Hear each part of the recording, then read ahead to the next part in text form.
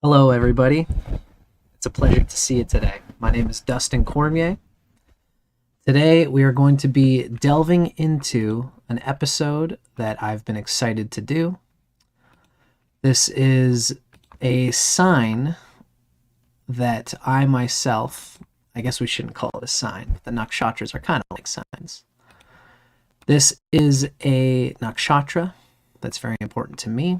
It is one of the coolest parts of me, but it's also a bane in my life because I've got Mars here. We're going to talk about how, as usual, every nakshatra has a different sort of tone. It's a different thing with each planet that's there, and that brings it out. But it's also a huge part of who I am. I'm Leo rising. I have the sun in Vishaka. So this is a very important nakshatra to me, and I'm very glad to be discussing it here today with everybody. Welcome, welcome. Hello, Toxica. Happy Thursday. Hello, Isabethany. Nice to see ya. We've got Zem. It's nice to see all you guys here. Namaste, shalom, all the cool things. Let's rock and roll.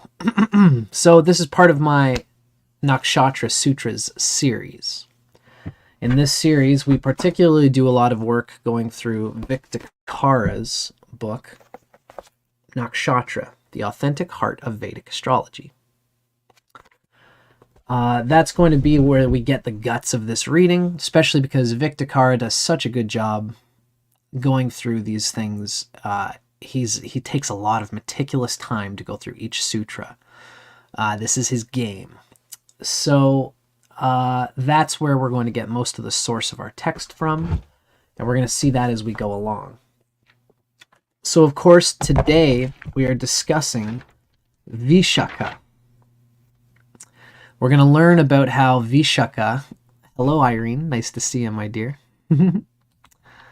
Vishaka, with its Taittiriya Brahmana Sutra, really presents us with this idea of Vishaka as being related to goal-oriented partnership. The Krishamana is sort of goal-oriented, and then the Yugani is coupling, like yug, like partnering. So as we go along, we're going to be really capitalizing on that reading. And as I often say in my series, this reading might be a little bit different from what you might have heard about in Indragni, which is the deity of Vishaka. Indragni is a combination of Indra, the lord of rain, the lord of the wisdom inside of the Indriyas and the senses. So when you combine Indra with the Agni of objective dharma, in a way, Indra is sort of the water direction, the direction of South and Native American mysticism, and Agni is east.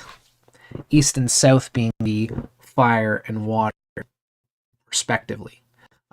Fire and water being the most powerful energies inside of the human nervous system and energy field. Powerful in the sense that they're very close to us.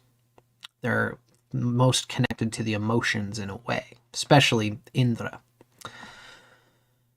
So not only does this have a spiritual meaning of Tantra, Indragni has a essence of Tantra involved with it, where your devotional and emotional energy are put towards spiritual purposes, and spiritual purposes invite emotion and devotion. It's fire and water. But that's a huge part of it. But in general, any coupling that has a connection somewhere is going to resonate with Vishaka. Now, Irene has asked, is this late degrees Libra and early Scorpio? The answer is not the way that I do it, Irene. Vishaka, actually, let's just take a quick peek here. Vishaka, the way I see it in my system, being a tropical Vedic astrologer, or I'm going to show you this page that I'm looking at soon. But since somebody has asked, Vishaka is about 14 degrees Scorpio till about 27 degrees Scorpio, around there. So it's kind of mid to late Scorpio. I'm going to show a picture that shows that. And this is, of course, because I'm a tropical Vedic astrologer. So this is part of my shtick, is that I believe the signs are not necessarily, the Rashis are not necessarily married to the Nakshatras. Keep this in mind for anybody watching. But for even anybody who's sidereal, what we're doing in this series is we're looking at what the Nakshatras were before the advent of the Zodiac, before the advent of the signs. Our source text, the Taittiriya Brahmana, comes from a time that was probably 1,500 years before the advent of the Zodiac signs. And so that's why we're getting into the deeper guts. So thank you. Is a great question, Irene. Hello, Marcelo Ramonet. Nice to see you here. So let's start getting into it, folks. As usual, what I always do when I go through these series is I go through a little bit of an intro. Most folks who have seen this know by this point that I have an intro at the beginning of this series. So look for the intro video in order to get a grasp at what's really happening with this Nakshatra Sutra series, right? So let's start digging into our introduction here. Welcome. So, of course, in my practice as a tropical Vedic astrologer, I use tropical Rashis or signs overlaid on top of the 27 Nakshatras, which are sidereal. The Nakshatras are sidereal, but the signs are tropical. And due to the precession of the equinox, which is the backwards movement of the vernal point on the backdrop of the stars, the tropical signs move across the 27 nakshatras over a period of 24,000 years. If you're interested in any of this, you can check out some of my sidereal tropical videos for more information on it. This is an example of one. I've got a really good one. I should change that picture now that I think about it. I'm going to write that down. I've got a really good video talking about the age of Aquarius, debunked, and that is the one that you should ultimately watch because it's like an hour and a half. It's very condensed. It's my best work on the sidereal tropical thing. So this is a little story I often give. It's much deeper than what's conveyed here, but one of the ways this story is used is to describe Vishnu was a little dwarf, and the ego was getting out of control, the Rakshasa, demon of ego. And Vishnu said, yeah, I'll fix this. And Vishnu came to the demon and said, hey, I'd like a boon, please. I'd like 3 tiny steps. And the demon said to Vishnu, who's an atom, who is the tiniest particle that could possibly be perceived, oh, you're so small. Your 3 little steps are nothing. Why don't you go ahead and take 3 steps? Vishnu said, great. And all of a sudden he became the size of the whole cosmos because the tiniest is the largest when it comes to Vishnu. So Vishnu, with his first step, he stepped over the stars. With his second step, he stepped over local space of the signs.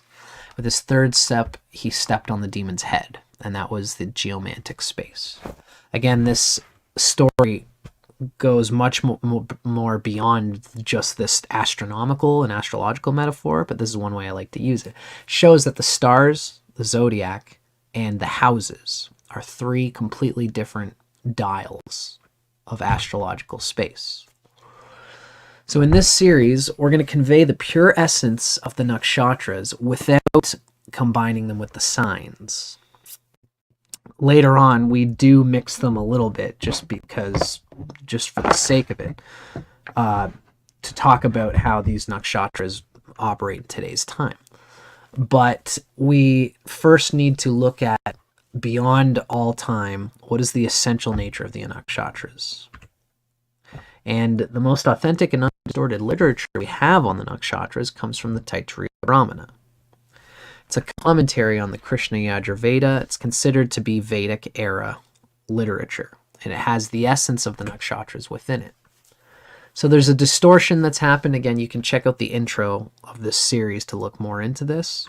But essentially, we want to differentiate the sidereal tradition, the traditional sidereal Vedic astrologers have always assumed that the signs and the nakshatras are one. And that's because they don't believe in tropical. They don't believe the signs move against the stars. So they have incorrect associations of the signs with the nakshatras. So they'll say, some, just for the sake, I just recently watched a video. Some astrologers, some traditional sidereal Vedic astrologers will tell you that Vishaka happens at the end of sidereal Libra. And since it goes from the end of sidereal Libra into Scorpio, they say that this is a transition from Libra to Scorpio. They say that this has something to do with the wind of, the Saturn ends its exaltation at 20 degrees of Libra, and so that's the final exaltation point. And this resonates somehow with Vayu, because Saturn does relate with the air, and Saturn being exalted in the sign of Libra relates somehow to all the nakshatras that fit there. This is the conjecture of a people who believed that the signs and nakshatras were married together. Now, in today's time, Vishaka falls into tropical Scorpio, from about 14 degrees Scorpio to 26 degrees Scorpio. So that whole connection of Libra has nothing to do with Vishaka. This is just an example of what we're trying to do in this series to kind of uncouple the problems that have happened with sidereal astrology and the traditions of Vedic astrology that need to be worked out in today's modern time. Right? So now here's our picture of where exactly Vishaka falls.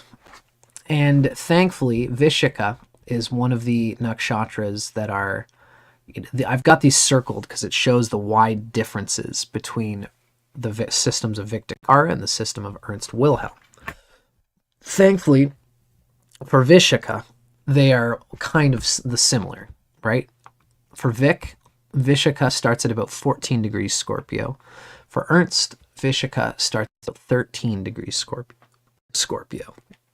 And they both end at about 27 degrees of Scorpio. And that's when Anuradha starts.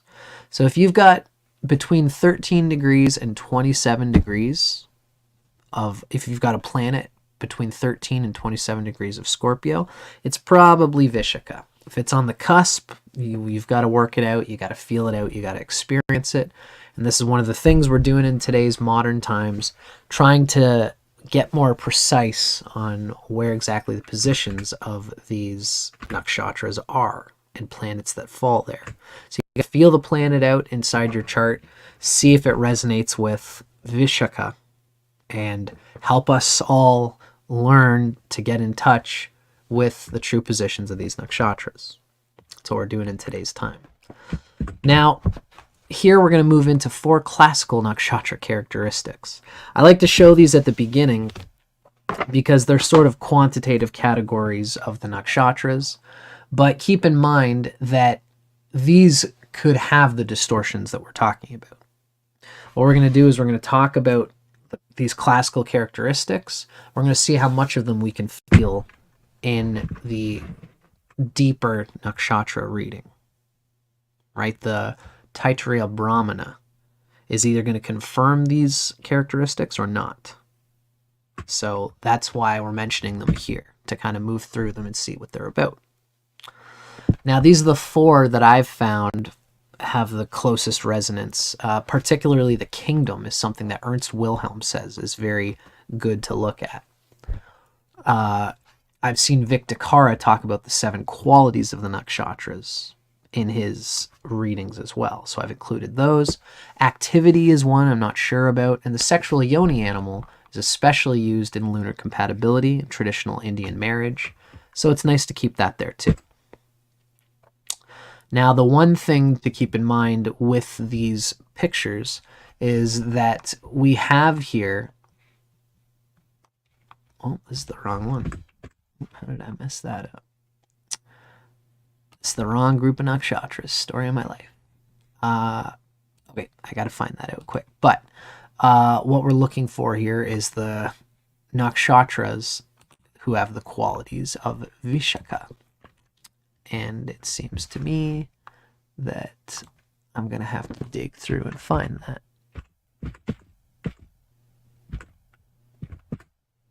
Here we go. Soft and sharps. That's Tikshna and Mridu. Okay. So, we're going to show the qualities of Vishaka Nakshatra here. And let's keep in mind that this ancient ruler Jupiter is part of the cultural distortions that we're trying to move through. Jupiter is the planet that rules when the moon falls into Vishaka. Jupiter is the first Mahadasha that the person experiences. Therefore, the traditional Indian system says that Jupiter has something to do with Vishaka. But this is not in the Taittiriya Brahmana. Vimshotari and the Dasha system was something that was created in the Zodiac era. So we would do well to not include that in the main part of our reading. So just keep that in mind. Again, it's just we're trying to discern the wheat from the chaff here, folks. That's why I show it here and include it here. But the Jupiter rulership is the one thing in this that's most questionable. Vishaka relates to an archway. It's the god Indragni. And the word Vishaka means branched or forked, as we're going to talk about. It's an active quality nakshatra, just like Kritika. It is sharp and soft, so it has a mixed nature to it. And this makes sense when we think of, the original god Agni, which rules Kritika, is also grouped as a sharp and soft. These are the only 2 nakshatras that are grouped in this way. Most of the other groupings have at least 3 or more. There's only 2 that are a mixture of soft and sharp, of Tikshna and Mridu. Kritika, being ruled by Agni, which is half of Vishaka, it makes sense that Agni would bring this sharpness. As well, Indra also has a sharpness. So it's interesting that Vishaka comes out with sharp and soft, especially since Indra is a water god relating to the rain, relating to inner realization. So that might bring out some of the softness, although Indra is not known for his softness. Nonetheless, this is the way that this nakshatra has been quantified. The yoni animal is the male tiger. So Vishaka has that energy and its sexual compatibility. And Vishaka is a dhatu, a mineral nakshatra. So if I was to give this short thrift here, I'm just going to switch that up again. Oftentimes, so for each of these, I like to describe the nature of the kingdom. There's either the mineral kingdom, the plant kingdom, or the animal kingdom. It's mula, that's dhatu, which is mineral, mula, which is plants, and jiva, which is animals. So Vishaka is the dhatu nakshatra of the 2 Tikshna and Mridu nakshatras. Of the 2 of them, Vishaka relates more to the mineral consciousness. So Ernst Wilhelm, when he describes the animal kingdoms in his new Rashi Sutras series on his website, he defines them as relating to cardinal, fixed, and mutable. The dhatu is cardinal, mula is fixed, and then jiva is mutable. Mineral is, so cardinal, like the dhatu nakshatras, are this opportunistic, digging into realities outside of itself. That's the cardinal signs. The fixed signs take what they've dug into and integrate it into the mineral world and the human world. And then the human world refines it into something that humans can use for entertainment value, for intellectual value, for political, philosophical value. So the mineral aspect of Vishaka is a little bit more opportunistic and material oriented in a way. It is more looking at, like, again, if this is a mechanic, this is the type of mechanic that's looking all around the materials all around it, looking for scrap parts of vehicles all around, digging into, not necessarily caring so much about how to run the business or even connecting with, running a business is like a mula thing. It's a combination of product and economics of product efficiency, but it also combines itself with human trends, human statistics. That's mula, that's plant. And then the jiva is all about human statistics, about what are humans like, about what's trending. Mineral just looks all around the environment of what's all around, especially if, depending on the planet that's falling in Vishaka, this is going to bring out different things and different natures. If it's the moon that's falling in Vishaka, then this is a person who really pays attention to the physical aspects of their emotional realm. And this is going to come through the consciousness of Vishaka. It's looking at the objective nature of the people that they're combining with, especially because Vishaka has this coupling nature to it. They're looking at the practical, functional opportunities that can be brought to them through other people, especially. Vishaka, the moon in Vishaka, or even the Lagna, the rising sign in Vishaka, is going to bring out somebody who is good at reading into the opportunities that an individual can bring them materially. This person's a farmer. This person's probably got lots of potassium, lots of nitrates, lots of soil. This person is going to have farm person stuff, and I wonder if that can help me with my car business. This is kind of how Vishaka thinks. It relates to the mineral consciousness as well as to the opportunism that Vishaka is kind of all about, or the coupling, really. Vishaka is looking for goal-oriented couplings. And they will usually, how they run their idea of what another person can bring them, of the opportunities and goods that another person can bring, is often going to be related to the materials that their family, that their environment, that their culture, that their town is going to have.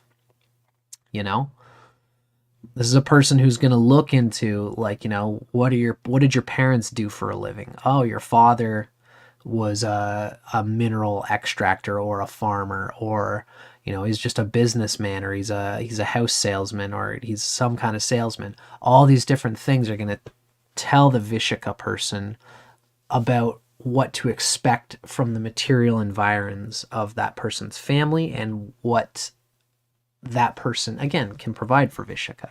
Because as we're going to learn, Vishaka has this sort of, what can I get out of you type of consciousness. For better or worse, this can be manipulative, but it can also be very objective, as we're going to see. This is one of the main themes of Vishaka, again, is, as I said, goal-oriented partnership, goal-oriented couplings. And we're going to start moving towards that consciousness pretty soon here. It's nice to see we've got some people with Rahu in Vishaka. It's Marcella Ramonette and Marina. We're going to talk about Rahu and Ketu in Vishaka as we come along. And we also have Zem. It looks like Zem's moon is in Vishaka. Okay, very good. Elizabethany has Saturn. Oh, yeah, look at that. So your Saturn is right on the cusp of Vishaka, Elizabethany. So you either have it in Vishaka or you've got it in the previous nakshatra, which would be Swati. So it would be hard to say. You know, what I'd recommend is see what Saturn rules in your chart. If it rules the third, if you're a Scorpio rising, rules the third and fourth house, Saturn is going to apply itself as the third and fourth lord to either Swati or Vishaka. Vishaka is more inclined to partner, to experience partnership and happiness through other people, and can do well in Vishaka. If it's in Swati, then it's much more individualized. So the third and fourth lord being the lord of partnership, the fourth house, and developing a private life. Saturn as the fourth lord in Swati is going to be much more individualized. Swati, as the previous nakshatra we did, it's a very individual, constantly cutting into new things sort of planet, nakshatra, right? So thank you, Elizabethany. That's yeah, Scorpio rising. Cool, in the first house. So, yeah, there you go. So Saturn rules your third and fourth house. So try to think of how you would rather be more individualistic when it comes to your personal happiness, or whether you'd rather share your life with another person. That's going to help you decide whether you're in Swati or Vishaka. Still tricky to do, but I hope that at least gives you a little bit of consciousness in this regard. So let's keep moving on here, folks. So let's continue to discuss what we have here. Once I get my stuff together, here we go. So the next bit we're going to start talking about is the Nakshatra Sutras. Okay, very good. So here's our Nakshatra Sutras here, folks. Or at least this is the sutra structure that we are given in the Taittiriya Brahmana.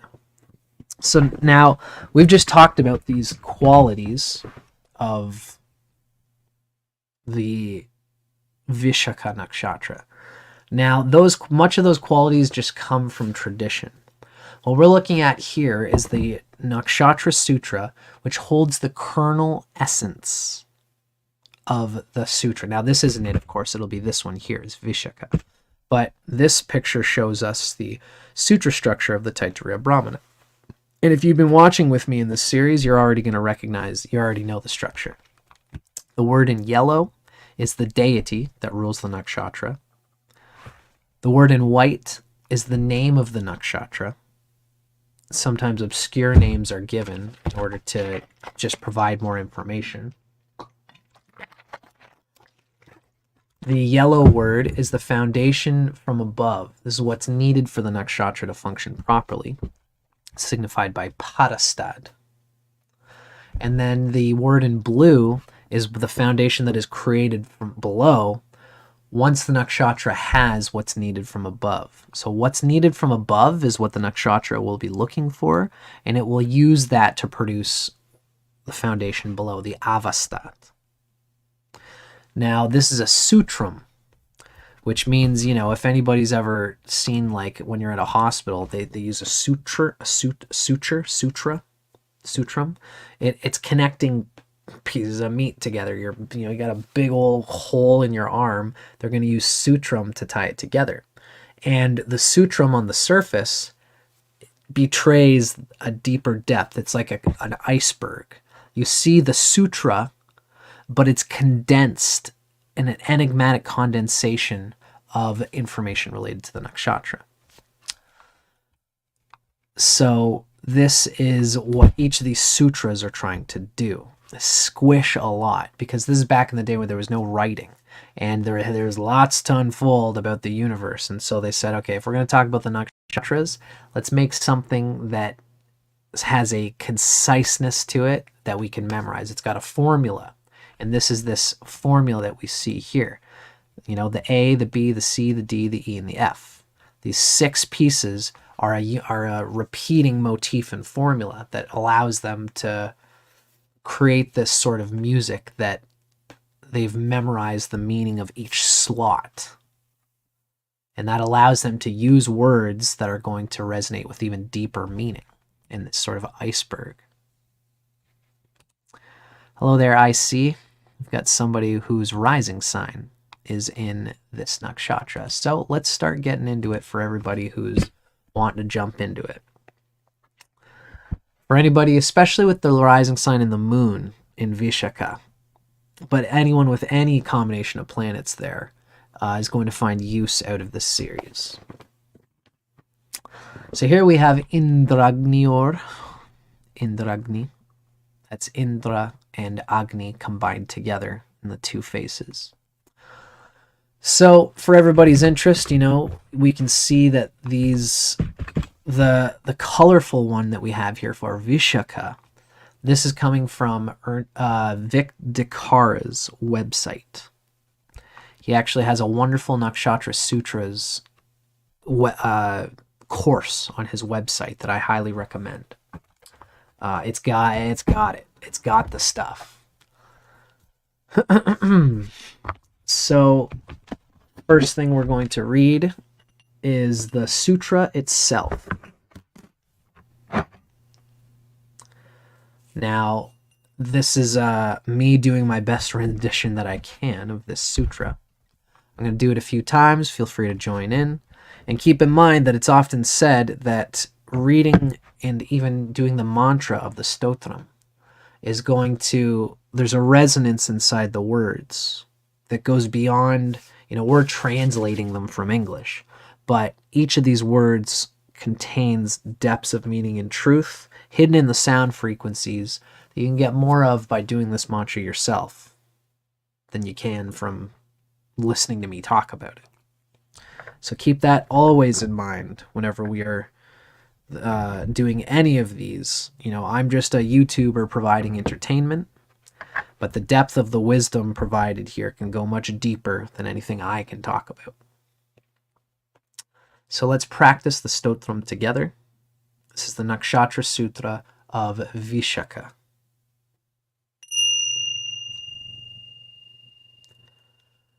Indragnior Vishaka Yugani Parastad Krishamana Avastat Indragnior Vishaka Yugani Parastad Krishamana Avastat. This one's a tough one. Indragnior Vishaka Yugani Parastad Krishamana Vastat.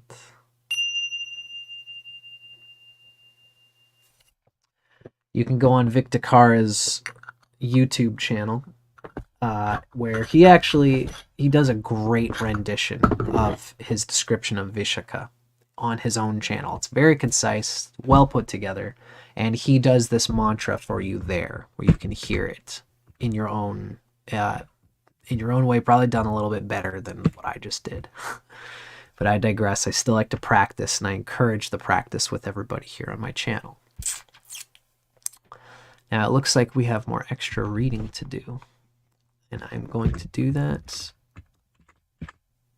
probably when we get to the end.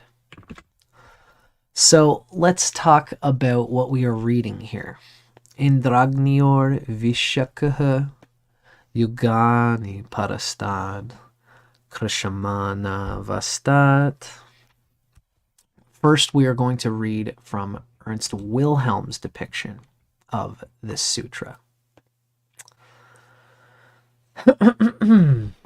So the following comes from Energies of the 27 Lunar Mansions by Ernst Wilhelm.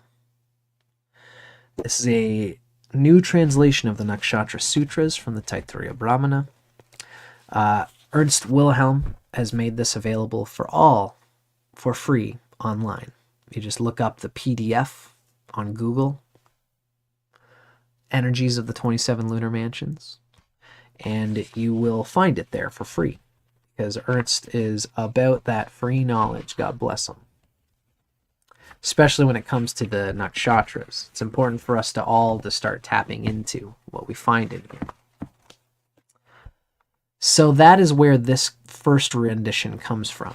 And I want everybody to know that there's a reason I put Ernst's rendition and Vic Dicara's rendition. The more you refine a Nakshatra Sutra into something that's translatable in English, the further you get from the sound resonance of the original sutra. Now, when you really hear the sutra plainly brought out with the meaning of each word, without thinking of like, how would you say this in English? It becomes enigmatic. It becomes confusing. This is what Ernst Wilhelm does. He makes it purposefully, like, not purposefully confusing, but he neglects to make it easy for us because he wants to keep it enigmatic. He wants to keep it closer to the original meaning of the sutra. So this is a good thing for us to move through first, because we get out this block of pure transliteration from the original Taittiriya Brahmana Sutra. And then Vic Dicara is going to say, okay, so what could this mean if we were to Englishify it? We're going to do both. Let's start with Ernst Wilhelm. So, here we have the sutra. Indragni is a sort of dual or a plural of Indra and Agni. Vishaka means at the branched. So, of Indra and Agni, at the branched, we have Yugani, which means a plural version of yolks. And this ain't I ain't telling no yolks here, folks. What yolks is not the yolk of an egg, tasty though it may be. A yoke is something that yokes the ox to the farmer. I guess that was a yoke, but I digress. A yoke is, it's like a wooden clapping contraption that you put on the neck of an ox, right around its neck, so that when the ox pulls forward, it pulls everything attached to the yoke, which means it can pull a plow. So you'd use an ox, and the ox would pull the plow because it was united with the farmer through this yoke. And this is what the original word for yoga comes from, is yuj, which is a yoke. Yuj is a yoke, and then yugani is like plural. And yugani in particular means, as we're going to hear it, it's kind of like couplings. But let's stick to Ernst's translation for now. Yugani is yokes, or a coupling of some sort. And Krishamana is also plural. Krishamana means crops. Crops, we're going to talk about how this means the fruitful results of the yoking, the coupling. So we can kind of see already where this is sort of heading. But let's go through the whole thing in the enigmatic way that Ernst gives us. At the branched, Vishaka. So at the branched of Indra and Agni, it's sort of at the fork of Indra and Agni. There are yolks from above, and there are crops from below. Sort of giving us this image that there's a branching, a forking of Indra and Agni, and where that forking happens, there is couplings, there are yolks, and the yolks, the couplings, produce crops, produce fruitful results from below. So this is us sort of scratching into it.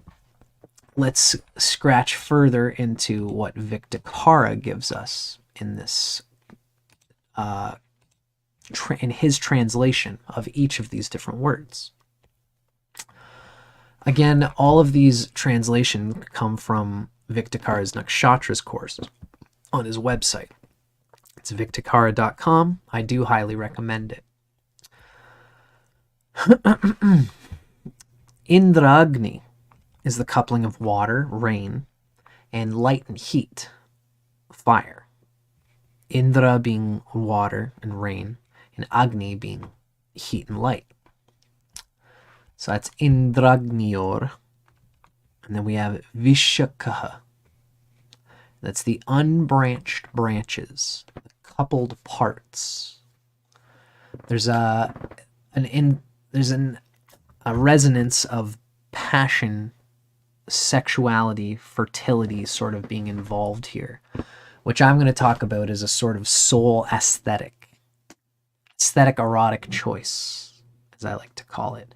It's as if, when Ernst says that there's this at the branch of Indra and Agni, the branch, the fork, kind of implies that though they are forked, perhaps they were originally one. That's the nature of a forking, something splitting, is that there was an original singularity there. Now, this is ultimately what Vishaka is, and what it ultimately, somebody with a resonance of this nakshatra, they're going to find themselves seeking this sort of aesthetic erotic harmony. It's like, why does one person like metal music and I also like metal music, and we can come together, and even though we can have completely different lives, I could work in a business where it's very sterile, and I'm talking to people, shaking hands, wearing a business suit, and then I come home and I listen to metal music, raw and rage it out. And then another person works as a mechanic. They don't talk to people at all. They just get their hands dirty working on mechanical pipings and all the things that mechanics work on. But then these two can come together, even though their lives are very different, but there's a bridge point between the two of them, and that's the music that they love to share. This is an aesthetic erotic harmony, an aesthetic erotic choice that they would both elect by their unconscious. That's just what they resonate with, right? Aesthetic erotic choice. Erotic meaning eros, meaning the unconscious, meaning something that you unconsciously move towards or attracted by, right? Now, Yugani, Vic gives us the word pairs. Remember, it comes from yuj. It's a union, a yoking. So there's pairs and also germinators. That's a very interesting word that Vic gives us there. The germinators are, a bee and the stamen of a flower. They are both germinators together. Has more of this sort of like, I'm an A and you're a B. It's a aesthetic harmony. But there is this coupling, this uniting. So where there is this aesthetic harmony and coupling, then that's the foundation needed from above. And together, the person and that which they couple with, or whatever the coupling is the fertile ground for producing farming, krishamana, agriculture. It's making crops. It's making productive business, productive energy out of that coupling. So Vic tells us that in total, Vishaka, having especially the moon or the lagna there, but any planets in general, Vishaka is good for passionate dedication to a goal. But some of the negative things that can come from Vishaka is there's a feeling of being incomplete. There's a dependence and an addiction quality, where if this person doesn't feel like they're complete, if they don't have their other person, their other partner, the thing that gives them that juicy aesthetic erotic choice that they experience and explore together, then this person can feel incomplete and will try to numb or dull the pain of their not being complete through things that are not good for them. This can often happen. But Vishaka in total is good for a dedication and to a goal-oriented focus, especially working in cahoots with another person, where it's like, it's like when you've got a saw. I often use for coupling, I often use the metaphor for a saw. One person's got one side of the saw and then you've got the other. When you push, you're using one set of muscles. You're using your, whatever that would be. Pushing would be triceps. So you're using your triceps and the other person's pulling. Then when you pull, you're using your biceps. Triceps, biceps, triceps, biceps. By doing that, the other person's compensating for, you're compensating for each other, right? And you've got this mutuality of expending energy in different parts of your body. This could be the same thing where when you're with the right type of partner, where they're more of a spring daisy. They do well in the spring, but in the spring you're still sleeping, you're still not up yet. And then, once summer comes, you're both blazing. But by the time autumn comes, that person's starting to wind down, and even in the winter they're sort of winding down. But you've still got energy to compensate. It's this kind of compensatory energy that can happen with Vishaka in many different sorts of ways.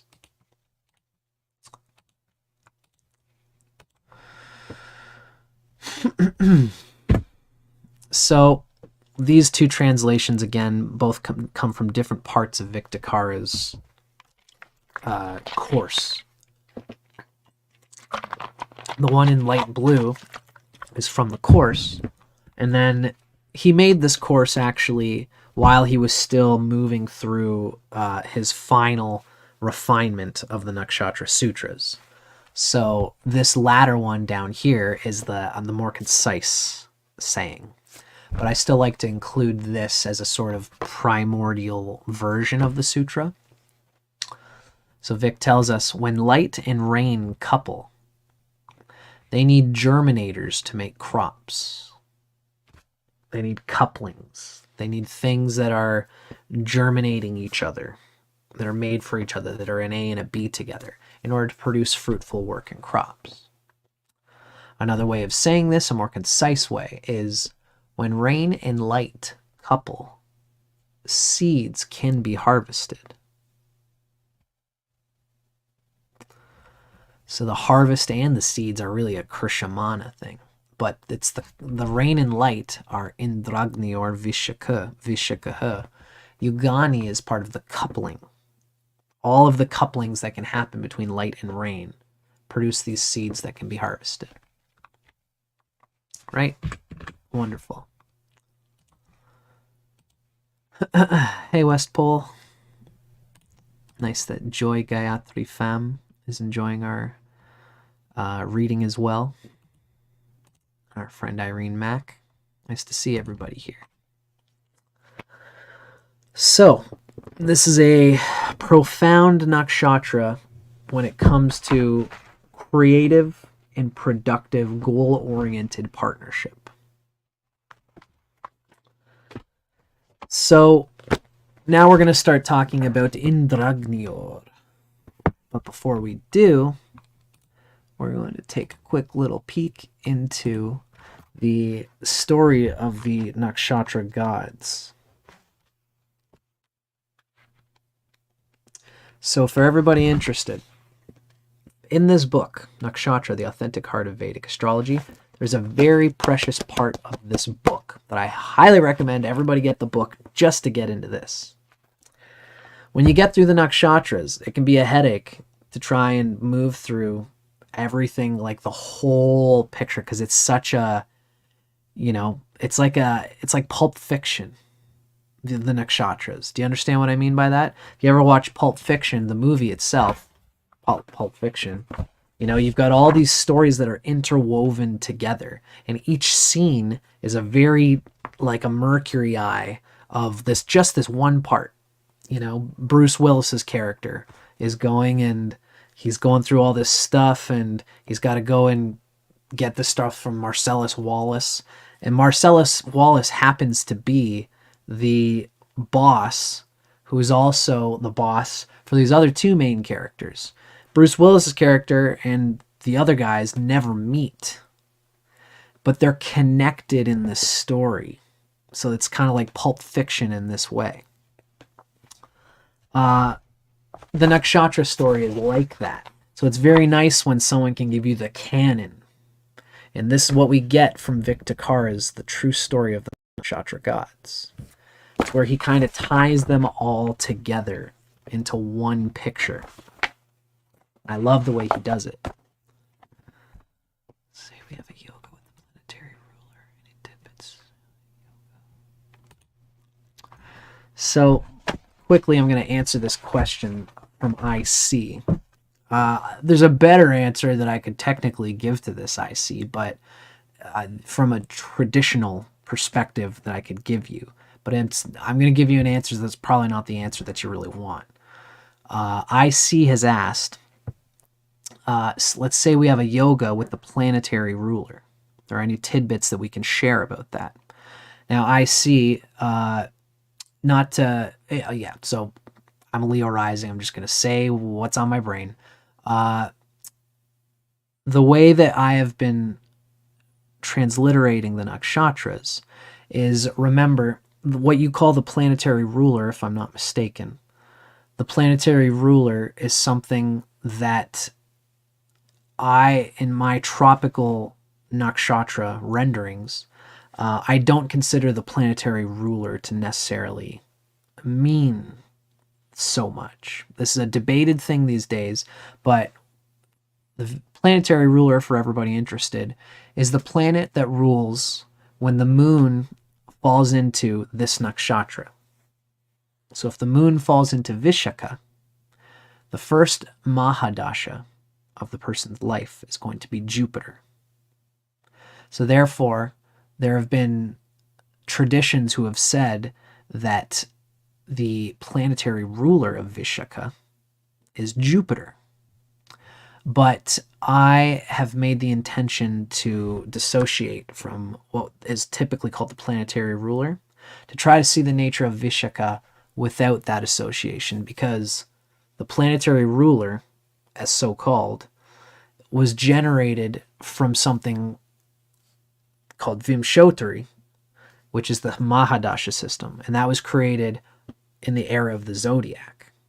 So we don't necessarily want to say that Vishaka necessarily resonates or rules Jupiter.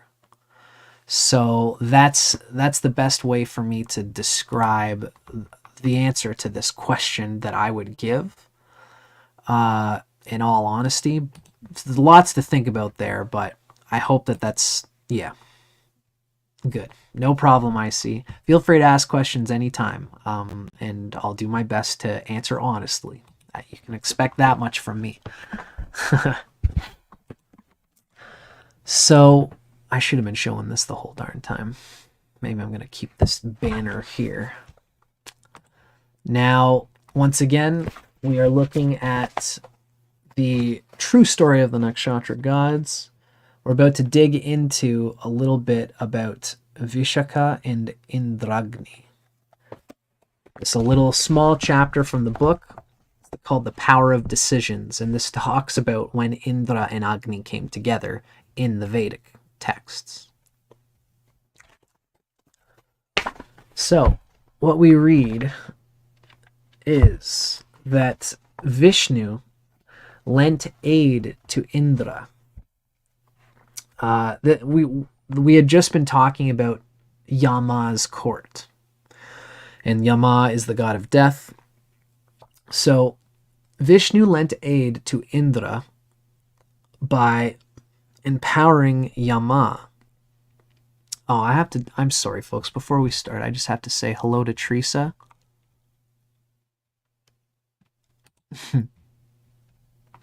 Teresa is one of my very long time people who have been watching my show for a long time. I'm very, very psyched to see you here, Teresa, my dear. I can see you've been going through some things, and I'm just very glad to see you here hanging out with us and enjoying talking about astrology. Thanks for showing up, my dear.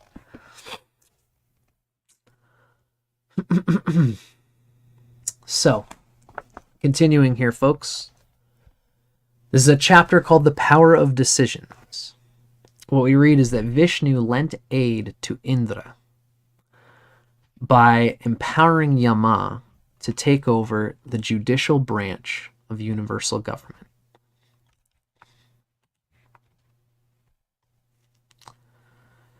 Brahma and Agni also gave Indra an important gift to help the rain god Indra rise to the task of being the leader of the gods. This gift was the king of fire. That's Indragni.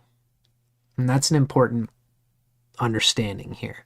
Indra also just means the Lord, the ruler, the highest, the eldest. So Indragni would really mean the highest fire, the highest Agni in a way. So Indragni, personified, resides permanently at the right hand of Brahma, who must have gifted or at least allowed some portion of it to go to Indra's side. So the best, Indra, of all forms of fire, Agni, is the flame of consciousness, the intellectual metabolism that digests concepts and can make accurate and effective plans. With this at his side and service, personified as his consort, Indrani, Indra gains the confidence and clarity absolutely necessary for any king or leader. It's the ability to make clear decisions and follow through with definite plans and strategies. So there's a digestion of plans and strategies that Indragni or that Vishaka is going to, not only Agni, the digestion of beauty and truth and philosophy and principle for its own sake, but Indra saying, I could digest all the data in the world. What's the most important data for me to digest right now in this situation that's going to bring us the farthest? Indra is a leader. Agni is a flame of consciousness and an intellectual metabolism. Both of which, you're kind of a jack of two trades that needs to become a master of both here. Because if you're just pure Agni, like Kritika Nakshatra is more about like, I'm not necessarily going to go in the hot seat because I just want to be able to follow my inspiration of Agni, of thinking about wherever my fire of my inspiration is going to take me. Indra says, I don't want to just follow my inspiration. I want to follow the inspiration that is going to afford me power and concise intellectual power in my leadership. That's going to bring me and all the people that I'm leading and all the people for whom my power is under the responsibility of to glory. Indra takes on this, somebody needs to take on responsibility for the whole leadership of everything. Ooh, yeah, hi, that's me. I'll raise my hand on that one. Hello, I'll take it.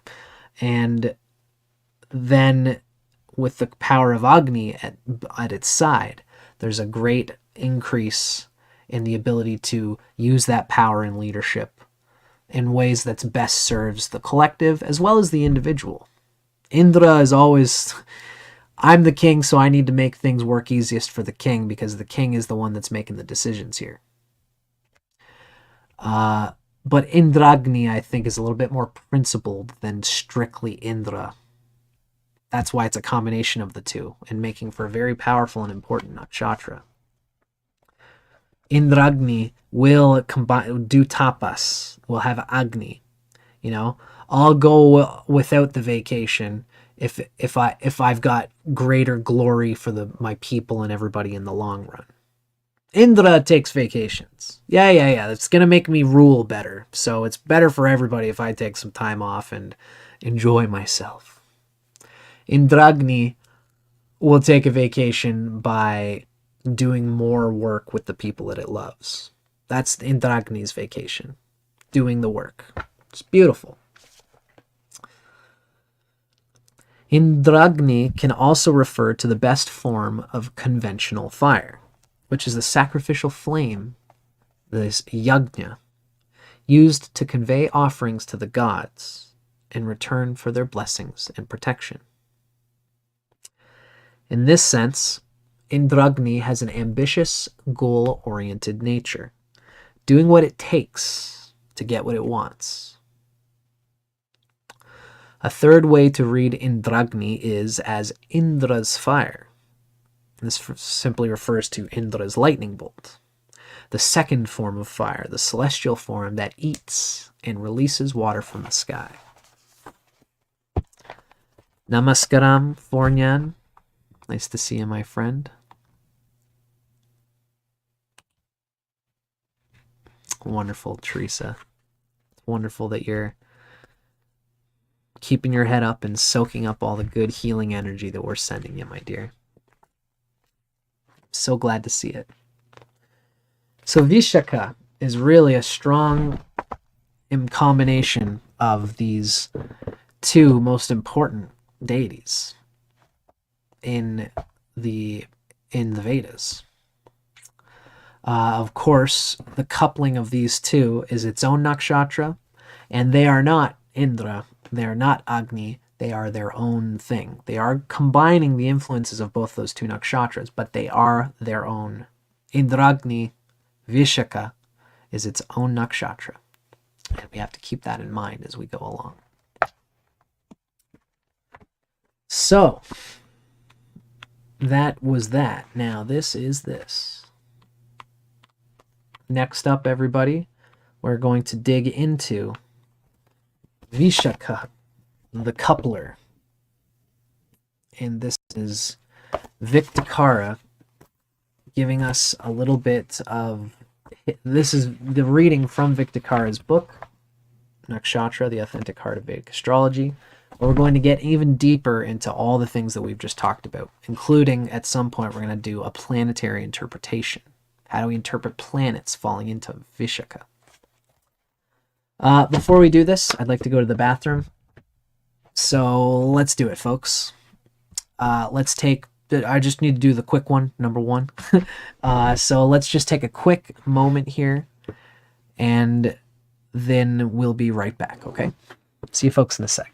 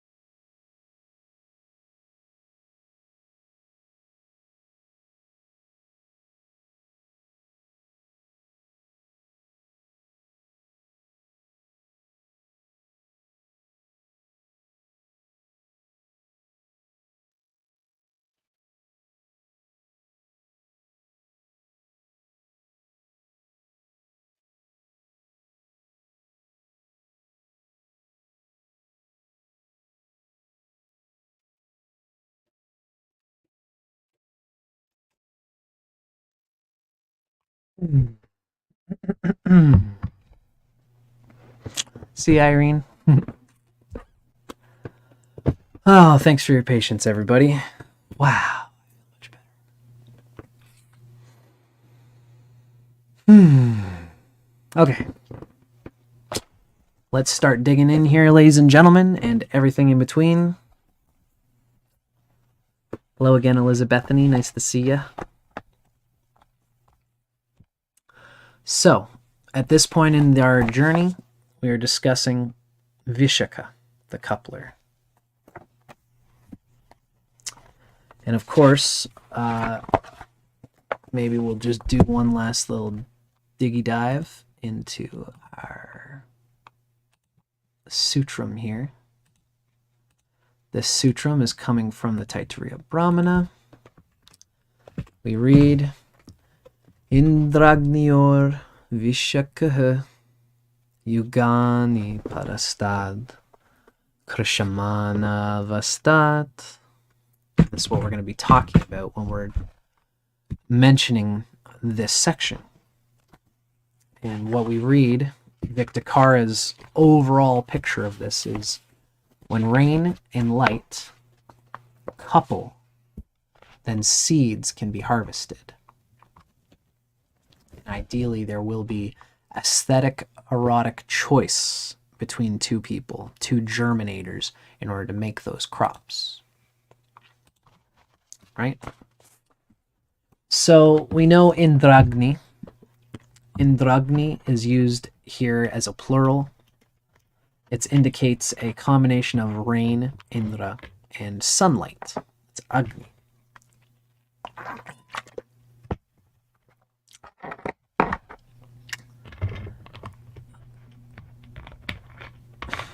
Vic gives us a cool little footnote. He says that Indragni, in the singular case, it indicates a specific deity. It's the god of intellectual digestion, Indragni. This is relevant to the binary decision-making capacity of Vishaka. What do we mean by binary? Okay, sir, we're walking down a field. The king's walking along, and the people say, sir, we need to go left or right. The left is going to have these things happening here. The right is safer, but it's longer, and we don't know if we have the resources to survive. The shorter way is possibly more dangerous, but it'll get us there quicker. What do you think, sir? It's A or B. Vishaka is the only one who has the authority here to say it. Well, goddamn, let's just pick one or the other. Let's go left. If he fails, if he made the wrong decision, somebody had to make the decision, and it's hard to know which one to choose, so whatever. It's the nature of being the leader, making binary decisions like that.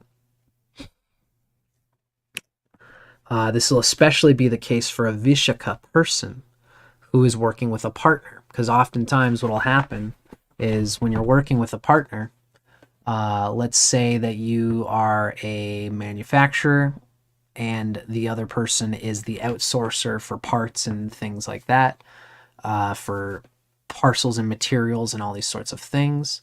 You as the manufacturer are the one who is making decisions of the manufacturing. You know, so you could say to the person, okay, these are the manufacturing things that we want to make. And the person says, well, we only have these materials. We can only make these connections.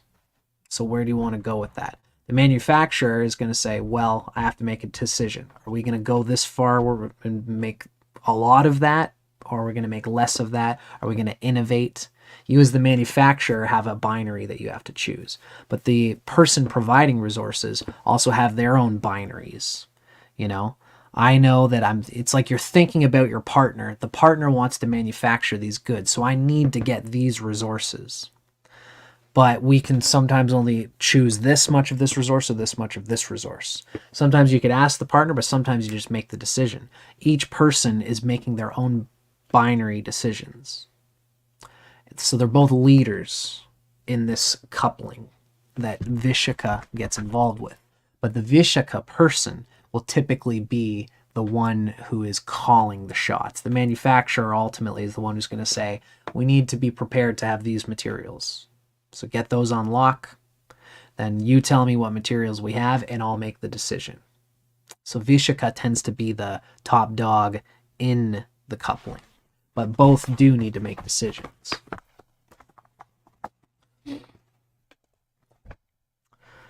So Vishaka, it's this word here. In fact, I should have a little extra H in there, shouldn't I? Yeah.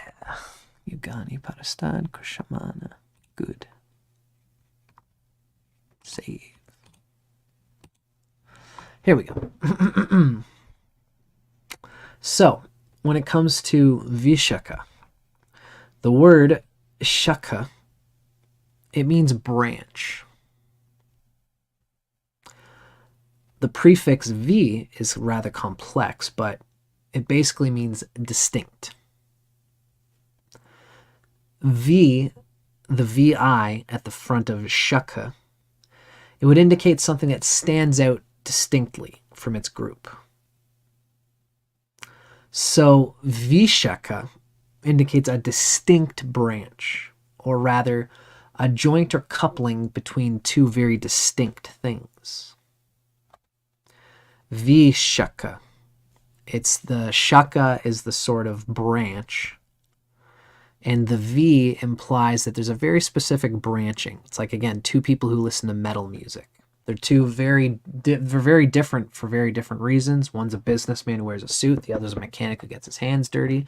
But there's a very specific place where they meet, and this is the Vishaka. It's a mutual goal that brings these two together to produce meaningful fruit. These two can come together and go and see a metal concert together, and woo, rock and roll slayer, yeah. And this produces the fruit of a good time. And it's that very specific thing, that very specific branch that they are one on, that allows them that great fruit to be produced. So Vic tells us that rain and fire are two very different and distinct things. Vishaka is where they join, couple, and become one. The word Vishaka is used to describe an archer's state of mind. When he fixes his mind on the target and does not allow himself to even be slightly distracted from it. Vishaka. It's a union. It's Vishaka in the first sense, between the archer and the target, which does not permit the attention to branch off, which is Vishaka in the second sense. So Vishaka in the first sense is a singularity, and then Vishaka in the second sense is the branching off. It's almost ironic that sometimes a word can literally mean itself and its opposite, right? A state of unity in a way can imply a state of disjointedness. So Vishaka, just like the archer, is united with his target. There is a reason that pulls them together, and that reason, the singularity of purpose, the fact that archer knows that the penetration of that target is coming. We are already one beyond time. It's just a matter of time before we come together. That's Vishaka.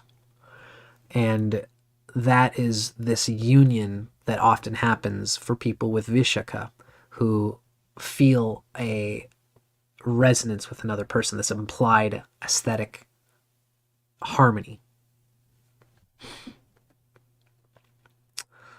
It's interesting, especially the combination of Indra and Agni. Again, it's the power of the Indriyas in the soul, the overlord of the soul, the mystical intelligence inside of everybody, combining with the digestion of specific things, specific details, specific opportunities, moments in life. Vishaka might often find that one person will be the Indra and another person will be the Agni in this way. Sometimes that happens for Vishaka.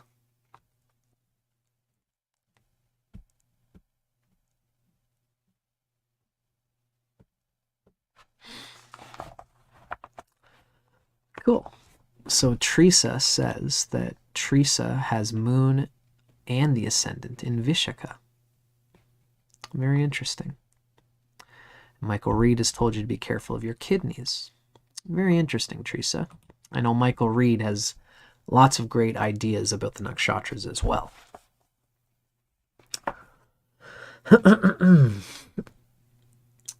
Now, let's look at this next word, Yugani.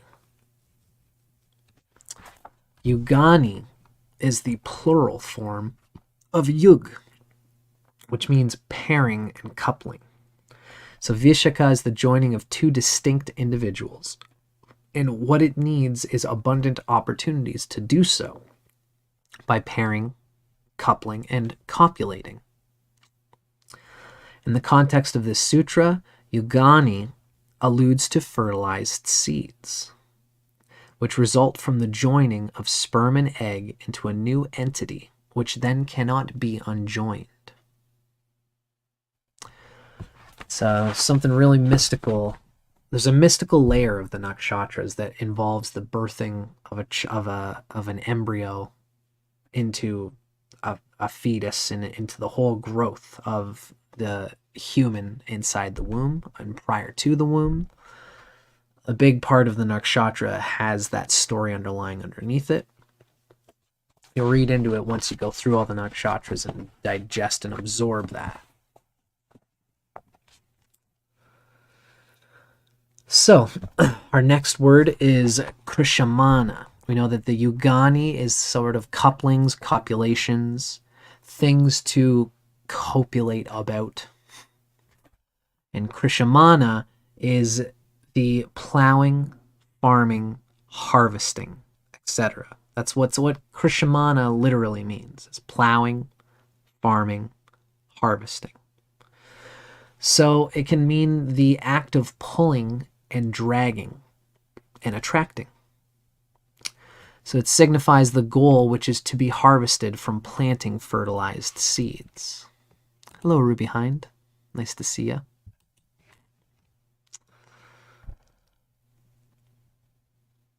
So krishamana is the goal to be harvested from planting the fertilized seeds of yugani. What can be expected to fruit from this goal-oriented partnership? What's the goal? Krishamana implies this. So, in summary, what we read about Vishaka Nakshatra is that it's about goal-oriented partnership. It's eager to couple with people who have the assets, a Vishaka person with the rising sign, the moon especially, the moon and the rising sign especially, but also just any planet in Vishaka. The Vishaka person is eager to couple with people who have the assets, qualities, and resources that it lacks. And it's eager to reap specific rewards and results from that union. And it therefore strives to be attractive, because it wants to attract the joy and consciousness of another person who would carry the Vishaka person's goals further.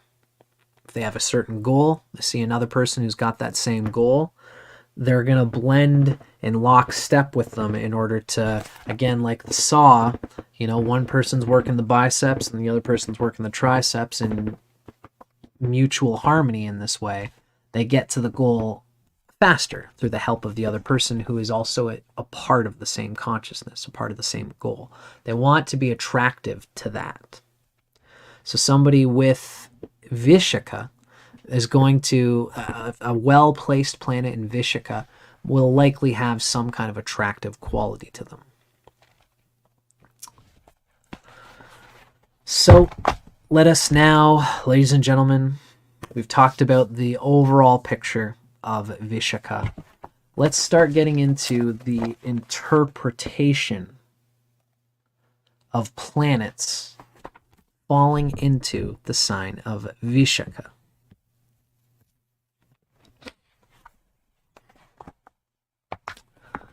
So, this is what we're going to read.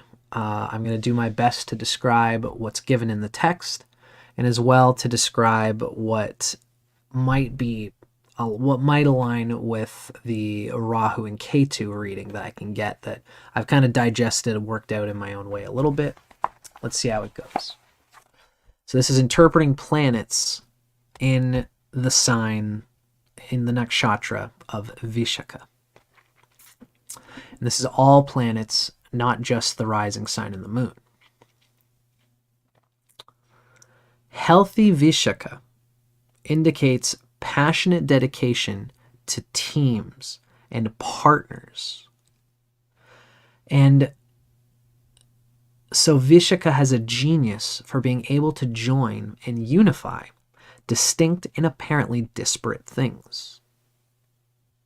So Vishaka tends to function better when activated by planets that signify long-term commitment. The Sun and Saturn are an example of planets that abide by this long-term commitment energy. So Sun and Saturn can work well in Vishaka. We also read that planets that signify partnerships can do well in Vishaka, and this includes Mercury and Venus. Although Venus in particular, Mercury is pretty good at keeping things easy sleazy, but Venus may lean towards interpretations of being overly and overtly sexual, while Saturn, Sun, and Mercury might actually go in the opposite direction. It's where they've got a deeper goal in mind, so that they can really be a part of, Vishaka resonates with aesthetic erotic harmony, and they can apply themselves to aesthetic erotic harmony without necessarily having to how do you describe it? When you're creatively working on something with somebody, there is a fusion, an interweaving of energy fields that can take place. And it's in the fusion of these two that an energy is created between the two of you that allows goals to be oriented with mutuality, that allows creative ideas to have the seed of both people inside of them. All of these things doesn't necessarily mean that you have to actually end up with a copulation that's going to evolve in sexual concourse with each other. If that has to happen, then that's its own rock and roll thing. But that is sort of kind of an end goal, and once you hit the end goal, the energy of the continuity of the creative process can end there. And what Vic seems to be telling us is that with Saturn, Sun, and Mercury in Vishaka, they can kind of enjoy the aesthetic harmony without necessarily having to end it in copulation, whereas Venus can be overly sexual. Venus in Vishaka can really bring this to a, let's actually have sex and make the physical, tangible soul connection that can be for better or worse. But Venus is still a good planet here because it is a planet of coupling. Ideally, if you've got Venus here, you want to try to make sure that the couplings that you do are sattvic. They have a sattvic purpose to them, and you're not just enjoying the rajasic excitement of the connection for its own sake without having a deeper goal involved. Because then if you just get addicted to the excitement for its own sake, we can see some of the branching happens with Vishaka that we're going to talk about now. Malfunctioning Vishaka indicates the tendency to abandon a partnership when another one comes along with a better promise of harvest. It can also suggest one party exploiting a dependent party in a union.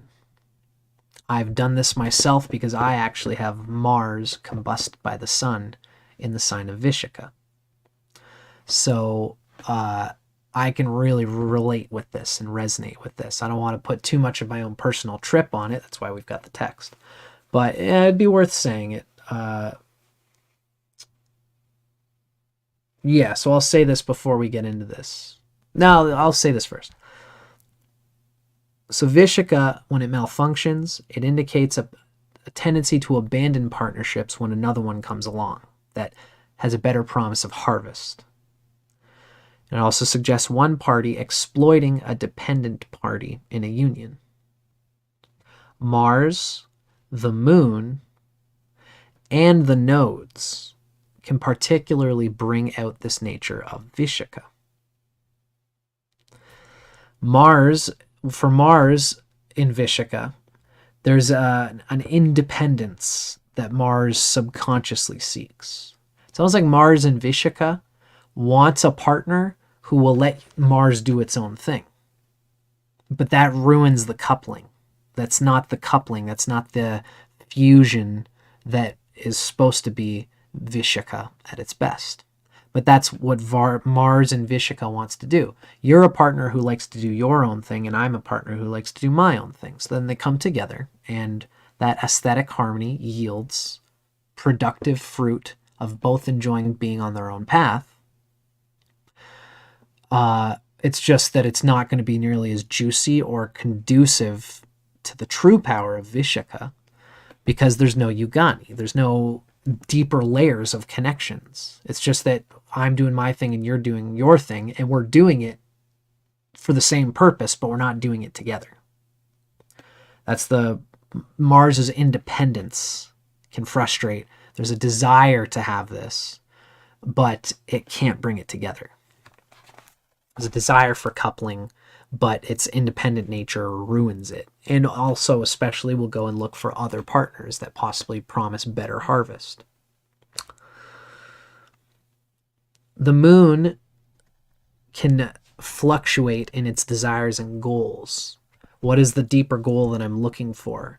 You know, the moon will fluctuate and have a tendency to want to couple with this person because this person can really bring me to this goal that I have right now in my life. But then like 3 years later, the moon's Vishaka, the moon's just has a desire to couple for its own sake. And so the coupling for its own sake that would yield the best result could change after 3 years. The situation's changing, my goal is changing, your goal might still be the same. Because Vishaka moon is going to attract people who have this capacity, but the moon is going to make them want to fluctuate into another one that promises better harvest. It can, that is to say. Of course, just like someone who has Mars here, or the moon here, or the nodes here, you can always act in accordance with your nature and still abide by universal truth and principles. If you want to get married and you consider that an important truth and principle for yourself, you're going to feel the internal upwelling of the moon in Vishaka, and well, maybe I'd be better off partnering with someone else, but you can still maintain the one partnership and just express your Vishaka in different ways with different people, but stay married to your partner if that's important to you. Because of course, we are ultimately beyond the astral spheres. The magic of our minds can do anything. We just want to keep it in alignment with the astral spheres of astrology. But sometimes we have to consciously resist the negative dimensions of an astrological tendency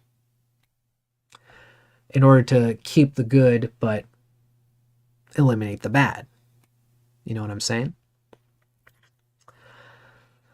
The nodes can bring difficulty in Vishaka due to unpredictable instability.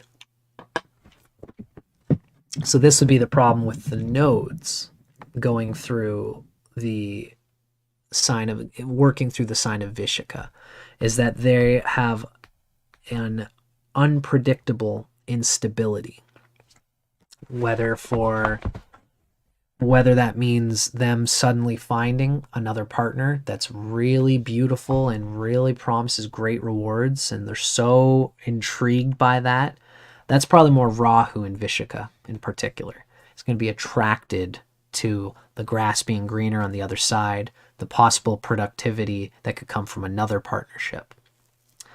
Vishaka, Rahu and Vishaka would be a person who has a deep desire to connect with others in order to make themselves, to compensate for the weakness inside themselves and to make themselves better. Or at least stronger by the union. So it's likely that for somebody with Rahu in Vishaka, the Ketu is probably going to be either in Kritika or Bharani. And that's going to tell you something. If you're Ketu is in Kritika, then you've got this sort of, you're coming from a place of single pointedness, of be interesting to have Ketu in Kritika and then Rahu in Vishaka, because your emphasis is on your past life. Ketu would be in Agni. So you would have a past life nature that is very fiery. But the Rahu wants to take your fiery digestive nature and lead with it and have power and display not only the submission to a power higher than you, but also to be a power to someone who's lower than you, to be the shot caller, to be the Indra. So that would be a change for the Rahu in Vishaka person. For a person with Rahu in Vishaka and Ketu in Parani, it would be different then as well. Parani is ruled by Yama, is the judge, is a good judge of character, and the Ketu in Parani would have a desire, would be probably overly judgmental about other people, or have an idea of the type of people they want to be with, but the Rahu will make them question how they overjudge or have too strong an idea of the Ketu and Parani, too strong an idea of the type of person they would work well with. Rahu and Vishaka is going to bring you into the fruits, the smoky mystery of, wow, me and this person could do a lot of great work together if we just signed some terms, like let's work together as a possible business person. Let's work together in a relationship, or let's just live together, see how it goes from there. And then Rahu and Vishaka, you're living with the person. And, it's almost like for Rahu, the thing about, here's something I'm going to say. For Rahu and Vishaka, it's almost, the Yugani is almost more important than the Krishamana. That's the funny thing about Rahu when it's working through a nakshatra, is that it's going to really lean into the parastat, at least in this case. They're going to be leaning into, they're going to desire the smoky mystery of what's beyond the promise of the coupling. What's that going to feel like? What's that experience going to be like? And there's going to be many people who promise that tasty promise. And it could drag them through lots of good couplings and lots of bad couplings. But for them, the coupling, the trying it out, the experimenting and exploring with it for its own sake is what they're really attracted to. And hopefully, if the Lord of Rahu is doing well, in this case, in today's day and age, while Vishaka falls mostly into Scorpio at the present time, that means that the Rahu Lord is Mars. So if Mars is well placed, then these Vishaka couplings that Rahu experiences are all probably ultimately going to lead to Krishamana, to positive, constructive, fruitful results. But also anything could happen too. If you've got a planet that has difficulty here combined with Rahu, if you've got the moon here debilitated with Rahu, then the Rahu's Vishaka couplings are going to bring difficulty. It's going to be combined with the sort of self-negligent aspects of the debilitated moon. If you've got Saturn here, Saturn can do okay in the nakshatra for its own sake, as we know, in Vishaka, but Saturn has difficulty in Scorpio. It's in the sign ruled by an enemy. So these are examples of how you got to read into the nature of Rahu in the nakshatra, as well as all the fixins of the sign of the zodiac astrology. Now, when Ketu is in Vishaka, it's going to be a little bit different. Somebody with Ketu in Vishaka has probably spent a lot of time doing this coupling. They're probably a little bit wiser about it. But what happens with Ketu is that it's also smoky in a way. We think that we've mastered our Ketu. And so what happens is that life is going to teach you that you actually don't know as much about being wisely coupling with people as you might have thought. You're either going to couple with people who you instinctively think, yeah, duh, this person's going to work well with me. K2 is a past life thing that we've always done. It's predictable. It's a pattern inside of us. So especially if the K2 Lord has not been well placed in the chart, then K2 will find it's natural to partner with people who are not actually good, who are not producing good Krishamana.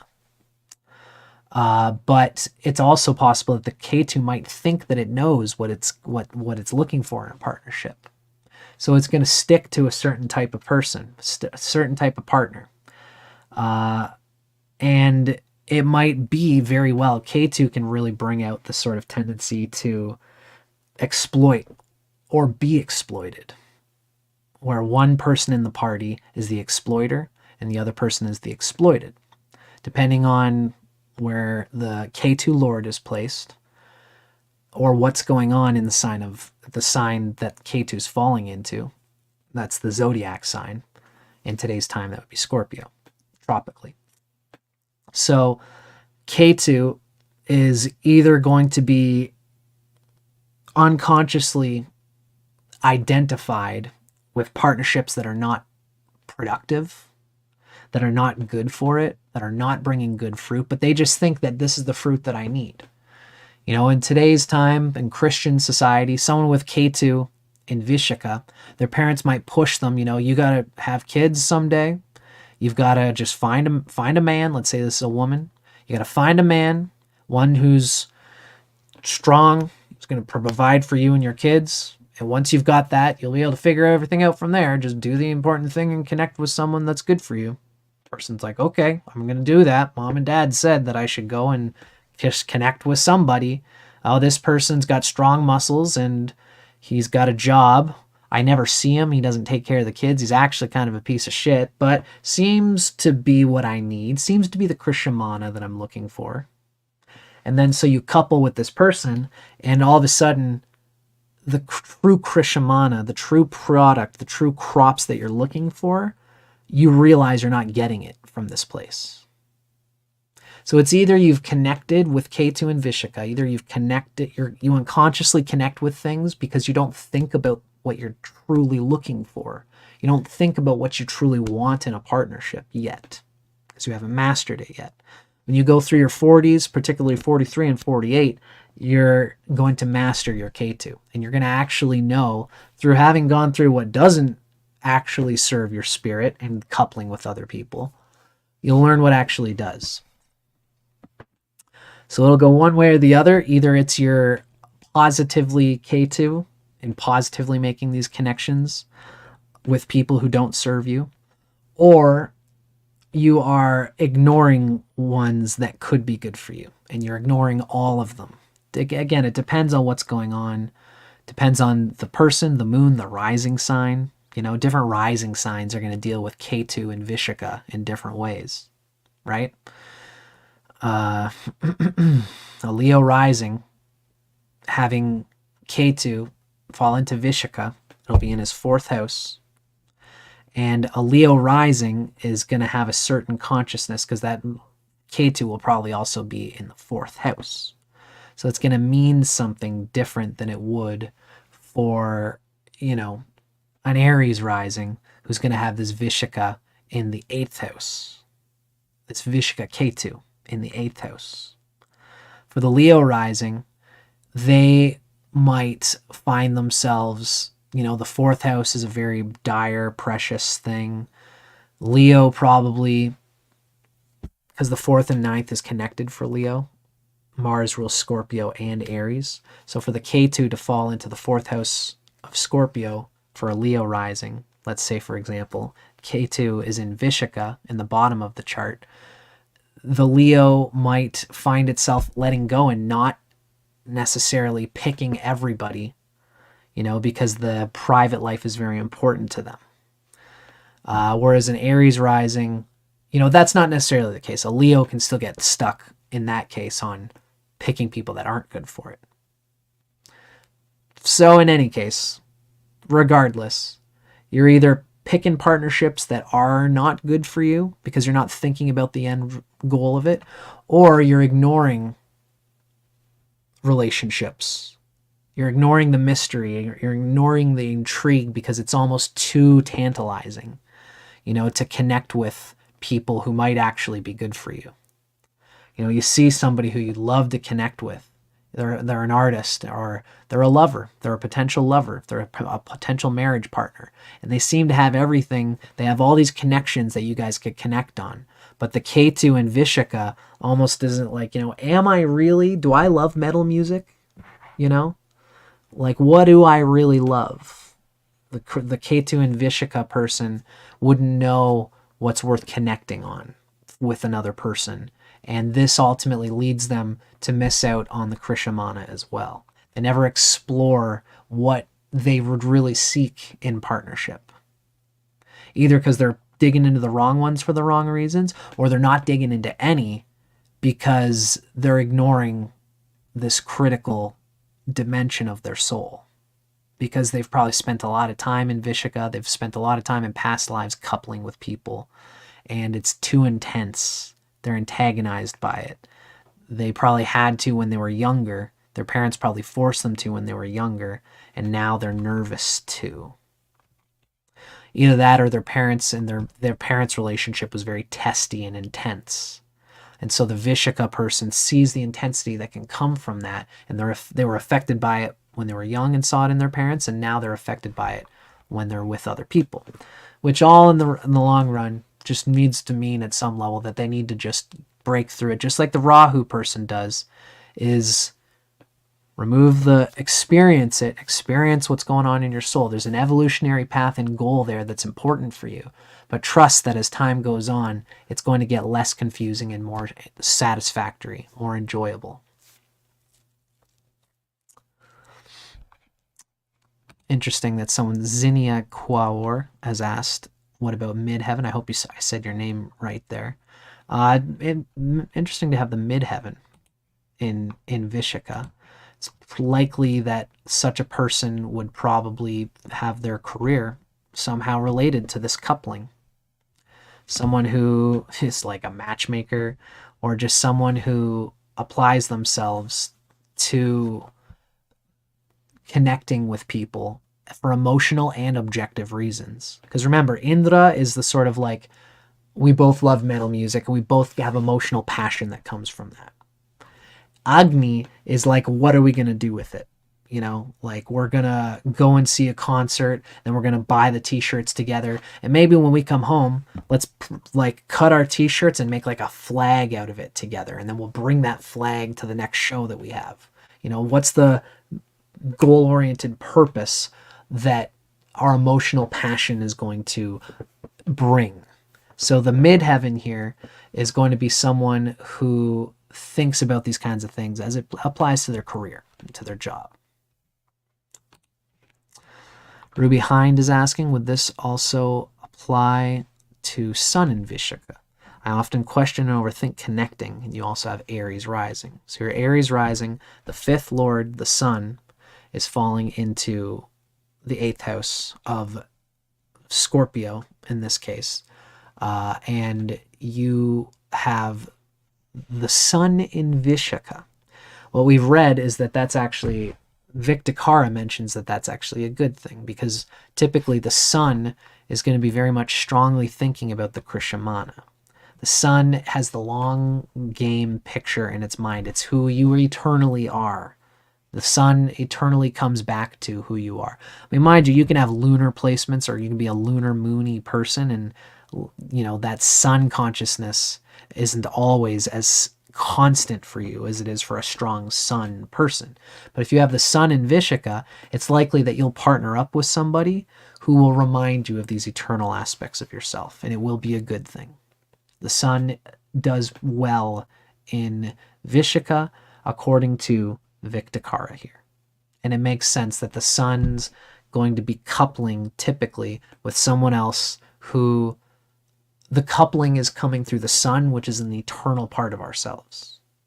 It's an aspect of our Atman that's not really going to change over time. So the coupling that you do with the Sun in Vishaka, Ruby Hind here says that you overthink connecting. You question and overthink connecting. I think it's possible you might I don't know this for sure. We'd have to look over your whole chart. But I invite you in this moment, due to the logic that we've applied here, I invite you to consider that that questioning and overthinking might actually be your sun being positively discerning. You know, I'm not going to partner with just anybody that doesn't connect deeply with who I truly am, because that coupling will lead to a connection, and the connections can be hard to undo. And the sun in Vishaka wants those connections to be worthwhile, to really, ultimately, the sun in Vishaka doesn't even necessarily need someone to couple with someone for a reason that necessarily brings emotional enjoyment. It's more that we are both passionately involved in this goal, and if we're not, then I'm going to question it. So I hope that that's clarifying, Ruby. I hope that that gives you a little bit, at least to think about. I'm not going to say that that's a direct answer for what you have happening there, but I'd be willing to say that the sun in Vishaka questioning and overthinking connections, I would say that that's in the service of being discerning in the connections that you make. And that's what makes the sun good in Vishaka. So it's not being willy-nilly about connections, it's looking for what's ultimately going to be positive. Now, one more thing, everybody, that we have to say before we continue on is Jupiter. What happens when Jupiter is in the sign of Vishaka? Jupiter is considered to be rather neutral here. Awesome, Ruby. I'm glad that resonates.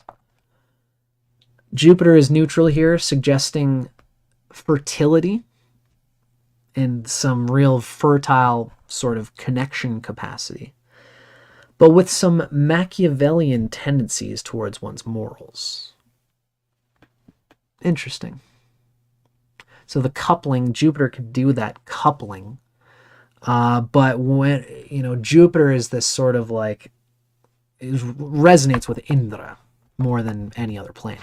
You know, the lightning bolt of Zeus, of Indra, it's very much Jupiter, the Indriyas, the inner wisdom of the spine. So Jupiter, being the Lord Indra, can probably be a bit Machiavellian when it comes to one's morals. Machiavellian meaning, there was a guy named Machiavelli who was very masculine and sharp in the way that he ruled. And he liked to have a leader, a ruler who was calling the shots. And he liked it when a leader who fights his way to be the leader, to be the guy on top, gets the freedom. You know, leaders, according to Machiavellian consciousness, leaders should have the freedom to make decisions that are wide-ranging, because then their decisions can dig deeper. But we can see why that's interesting that Vic calls that neutral. Can almost suggest a sort of totalitarian bent to how one operates in partnership. But since it's Jupiter, it does well-ish in Scorpio. Again, since we're tropical astrologers, I'm talking about the planets falling into Scorpio at this time. If any extraterrestrials read this video 3,000 years from now, the nakshatra will have moved on from Scorpio at that point. So you'll have to excuse that fact. But Jupiter in Vishaka, in Scorpio, Jupiter does okay in Scorpio because it's friends with Mars, but Scorpio's a tamasic sign. So Jupiter's just going to we need to just do what's most important. It's securing rather than inspiring. And the securing nature of Jupiter in Scorpio is going to bleed into that Machiavellian tendency from Jupiter in Vishaka.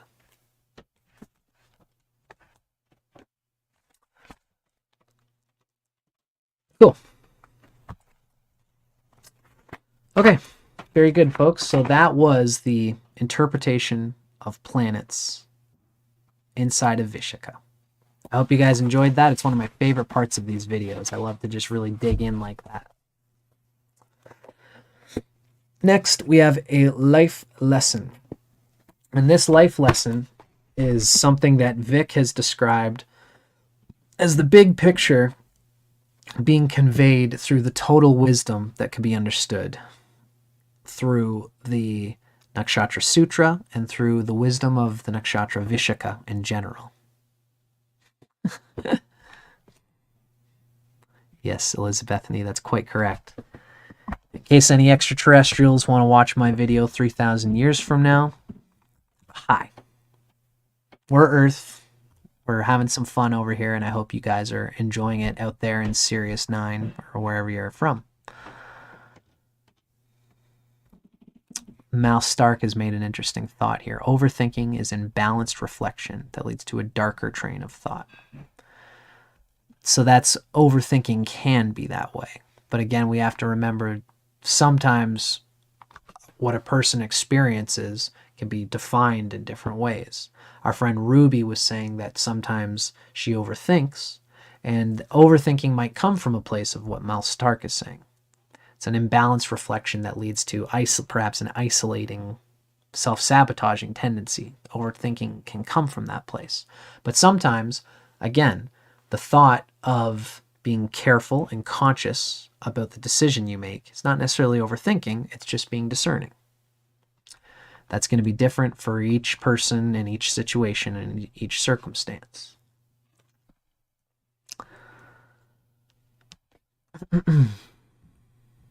Teresa makes a nice phrase here by saying, being able to see the dark, also aware of the light. It's almost like they're combined together. That's at least how Shiva looks at it.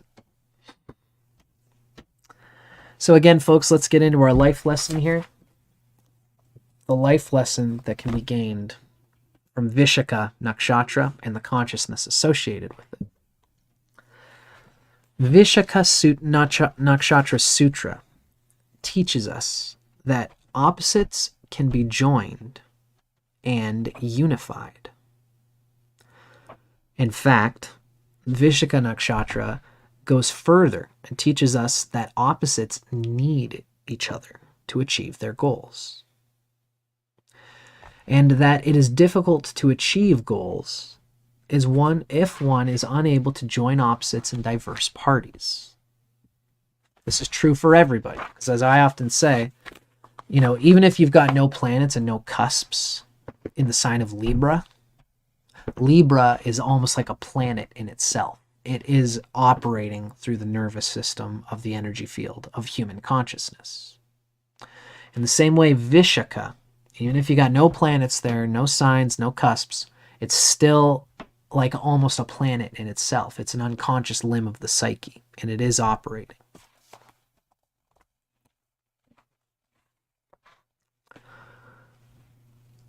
This sutra illustrates this need for coupling with fire and water. It's Indra and Agni. And it's saying that the combination of these two opposites allows seeds to create life. This sutra is particularly evocative of the male and female union because water symbolizes the feminine, fire symbolizes the masculine, Yugani symbolizes coupling, sex, and Krishamana symbolizes, in a lot of ways, attractiveness. There's an attraction to the goal that can be produced from the coupling of the two. And so there's a real indication here as an overall wisdom of accepting the binary, accepting male and female. And even though there's lots in between, there's lots of male with a little bit of female, and then male and female neuter, and then female with a little bit of male, and then completely female. There's a whole spectrum of gender. That doesn't mean that we shouldn't recognize that the polarity of male and female as the binary gender is still a worthwhile, useful thing on our planet and in regards to all things in human life. The sutra teaches us that the union of diverse parties happens only when it serves mutually beneficial goals.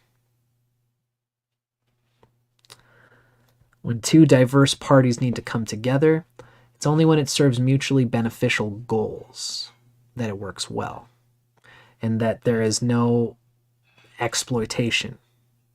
To make any partnership last, all the partners must benefit. Exploitation of one party by another will not endure unless it is heavily policed and enforced by fear, intimidation, or other negative tactics. This is often like the States, the United States, or Canada does it too, you know, the North American Western world, going to some poorer country and basically exploiting them for their resources until there's nothing left, and that can't last forever. So it's bad for the States and Canada and North American Western culture, as it is for the country that they are exploiting in this way.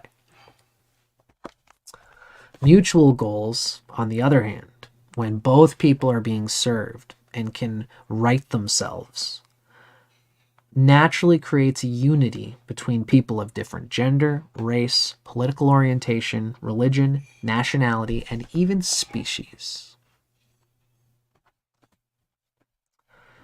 Mutual goals is a very critical aspect of things. Now I'm just reading some of our comments here. Radhe and Vishaka. Yeah, Marina is saying something interesting here. So you've got Rahu and Vishaka, but Ketu is either in Parani or probably the other one, either Parani or Kritika. And Dicara and Wilhelm differ in the Ketu calculations, or in the placement of Parani and Kritika. Thank you for sharing, Marina. That gives us a little bit of vision of how these sorts of things work. Rahu in the 11th house and Saturn in the 7th. Saturn actually is pretty happy in the 7th, typically.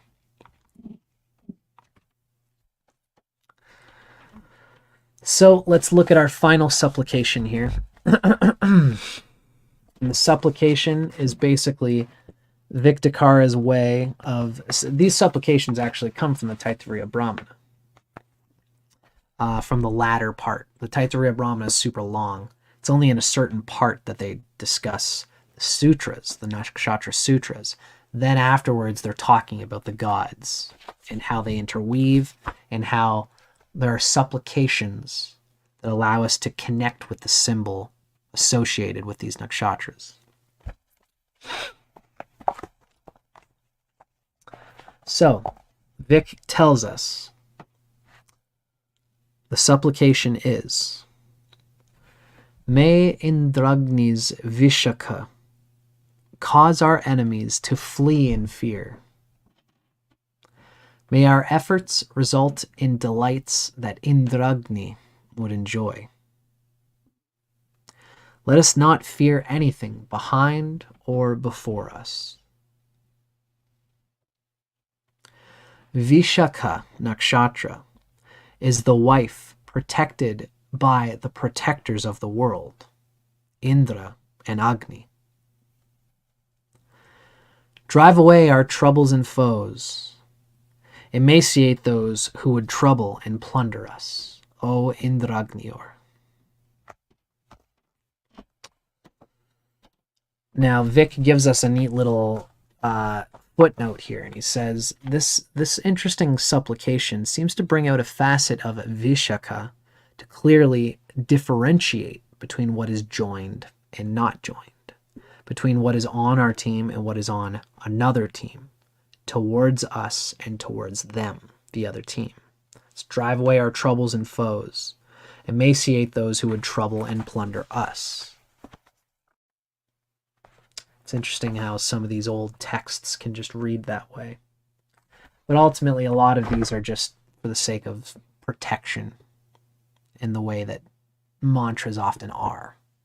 Protection and self-realization.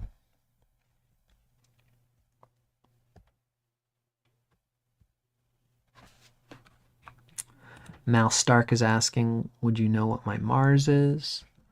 It'd probably be kind of hard for me to say here, my friend.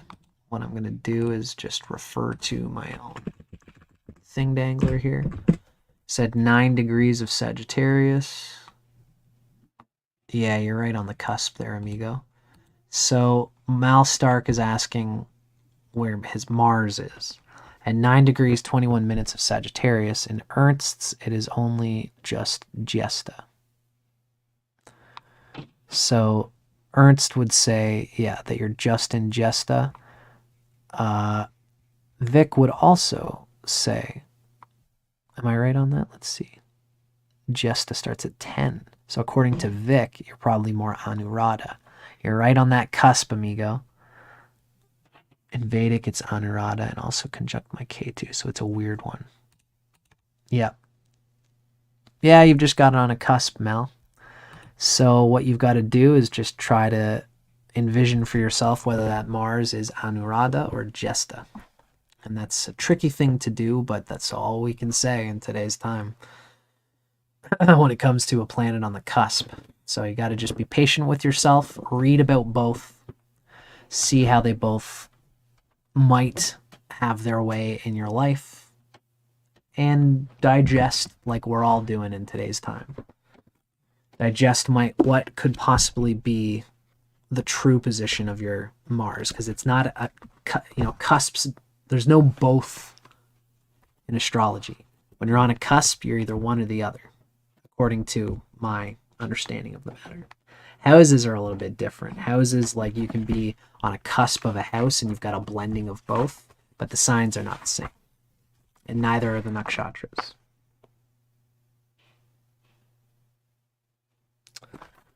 $282. All right, folks. I hope you guys have enjoyed that. Now we have one more reading to go. We are going to be digging into the nature of the Vishaka native, according to a wonderful writer who goes by the name of Radhe. And the book that she has written, it's very meticulously researched and detailed. It's called The Divine Forces of the Lunar Nakshatras as Portrayed in the Vedas. This author does great work. She always mentions, typically wherever she's getting an assessment, like she'll read through all the Vedic works that describe the nature and character of the deity. In this case, this is Indragni. Now, of course, at the very beginning, she advises to read the nature and qualities of Kritika, because that's ruled by Agni, and to also read about the nature of Jesta, because Jesta rules Indra, in order to see the character of Indragni for Vishaka. I'd like to mention here that this author, we have to be careful with when we read from her work, because she is a sidereal practitioner. So she's not tropical like I am. But of course, the nakshatras are sidereal. So we can still glean great information from her. But we have to watch where sometimes she'll say, I read this into the character of this nakshatra, but her intuition might be coming from the cultural distortions that we mentioned at the beginning of this video, where when she describes Vishaka, she can sometimes bring in that Libra quality that the sidereal Vedic people have associated with Vishaka wrongly, in my opinion. So we have to keep that in mind when we're reading from her work, but generally she keeps it pretty cut and dry. Now, this reading in particular, for this nakshatra, this is one nakshatra where when I read through the Vishaka reading, I found that she differentiates from the work that we've done with Vic Dicara and Ernst Wilhelm.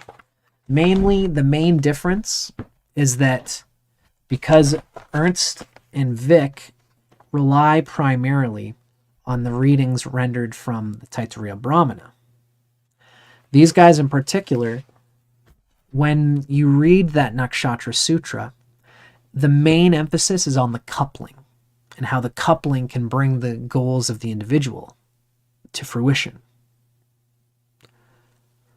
It seems to me that the typical rendition of Vishaka is that it's not so much about the coupling as it is about the individuation, because Indra and Agni are both strongly self-individualized leaders who don't take shit from no one.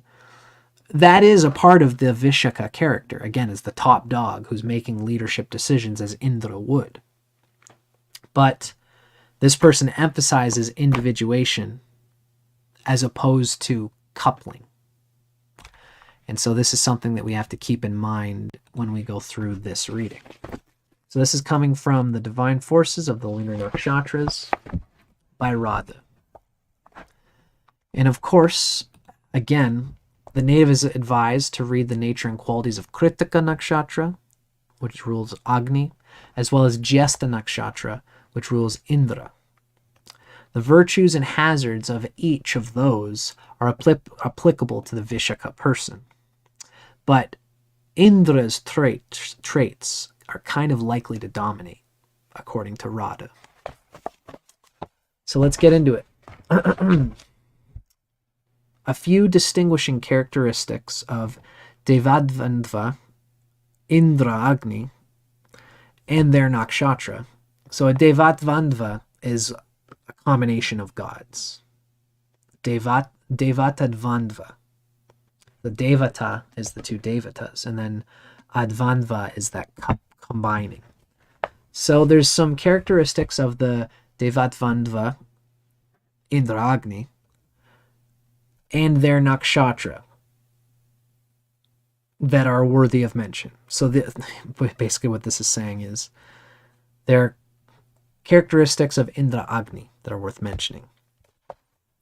Now she mentions that there is, since Vishaka is anciently correlated with Libra, there's a relationship of balancing and integrating, which is ironic because of the coupling thing.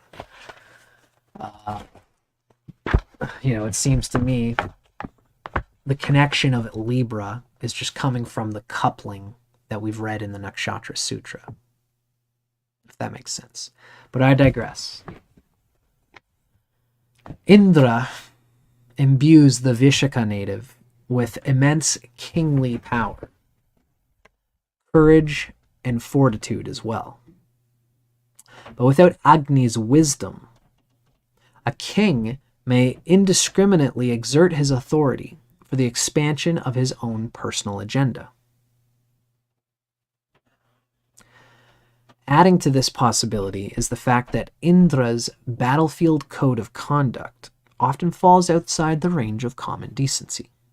That's kind of how Indra works. Indra's goal is to win at all costs, often. So Agni is different. Agni is a little bit more principled and wants to strategically work out the most morally principled way of getting its goals and needs met. So Agni's presence ensures that each battle fought is aligned with sattva, illuminating inner universal truth, and sort of adheres to a set of ethics.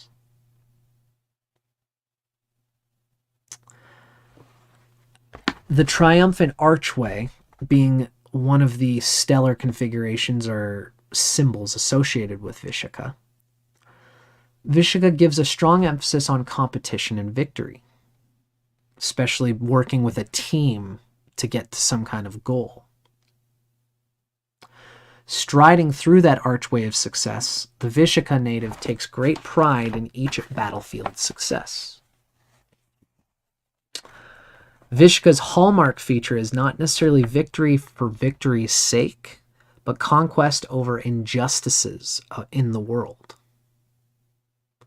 Vishaka will typically move into something in order for the Agni principled purpose of ethics, of something that they just think is right, and they want to right that thing with the help of everyone involved, and for everyone to see the power that Vishaka applied to this principled goal that we're all agreeing is right and true. One has to be careful that, see, that the native fights for noble causes, And then Indragni's sacrificial desire manifests in the life of the native, and that's preeminence amongst the powers of the universe, to be used as a channel for greater goals that are meaningful. To be a power player, Indra, in meaningful goals. It's Agni, like collective communal good goals. Indra likes the power for its own sake, and they'll often just be a politician for the sake of being a politician, just because the power feels good and natural to them. That's just us. Nothing necessarily wrong with that. With Vishaka, you have to be careful that the Indra part of you doesn't take over your own unconscious in unseemly ways. The most dangerous thing that can happen with Vishaka in this scenario is when Indra abandons all simile of righteous conduct. And Agni, which is this power, this enduring power inside of Vishaka, can burn indiscriminately and out of control. So especially if you're with a partner who's pushing you in ways where you gain power from the partnership and from the people that you're associating with, and they're pushing you to do things not for the goal, but for the power of the partnership. And so then Vishaka loses its essential sight on the Agni, on the deeper goal and the deeper purpose. And that's when Vishaka can lean a little bit more into the power-hungry Indra for Indra's own sake. And this is where Vishaka has to be careful. The author Radhe gives us an example of Billy the Kid as possibly conveying some of this nightmare scenario for Vishaka. Billy the Kid had the moon in Vishaka and Venus in Jesta. Interesting. But essentially, with the moon in Vishaka, Billy the Kid killed like 21 people. It's been said that he could be polite in one moment and outraged and violent the next. That's a quixotic nature that he used to great effect during his heists and robberies. He was eventually later gunned down by authorities and killed.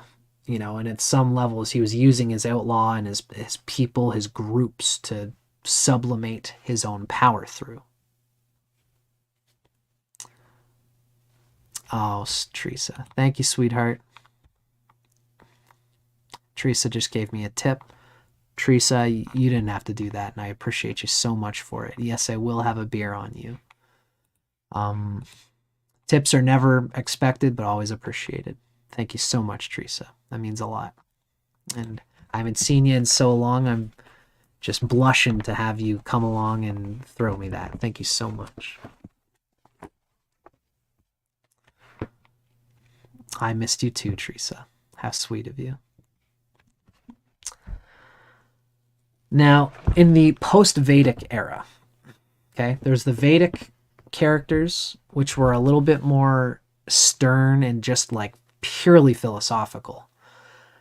After the Vedas, there was the Upanishads, and then there was the Brahmanas, and then eventually there was what's called the Puranas. The Puranas have a little bit more poetic swing to them. They are charged with passionate literature for literature's sake. So they're less of the wisdom and philosophy, but there's still wisdom and philosophy in there. So in the post-Vedic literature, Indra and Agni are renowned for their many outrageous sexual exploits. No two gods exhibit more indiscretion and sensory indulgence than Indra and Agni.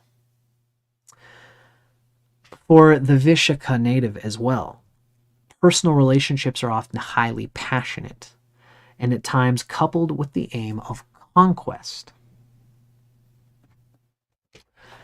So the conquest of one's own weaknesses through the affirmation of another person's impression on you. I can almost even relate to this in some ways, having the Sun and Mars in Vishaka. When I was younger, I think it was very important for me to feel like I've conquered myself by being with another person. There's also kinky BDSM interplays that can happen with consciousness here, where one person is the Lord, Indra, and the other person is the meeker sub, to the Dom of the Vishaka person, depending on all the things going on there. Doesn't necessarily have to come out that way, but sub-Dom is kind of, alpha and beta is kind of descriptive of the types of relationships that Vishaka can find itself getting into.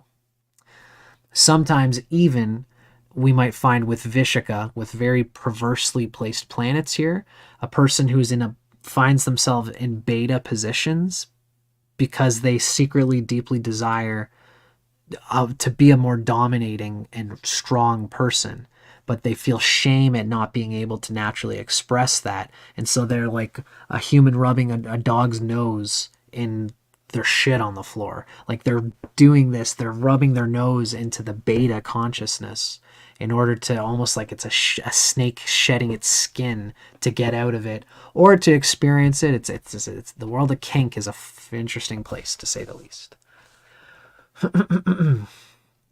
But somebody with the Vishaka consciousness will probably in the end deeply more unconsciously seek to be the dominating person in that type of relationship,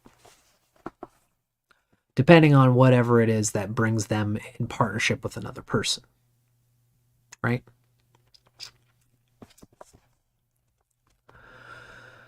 So a pronounced characteristic of the Vishaka native is their extreme independence.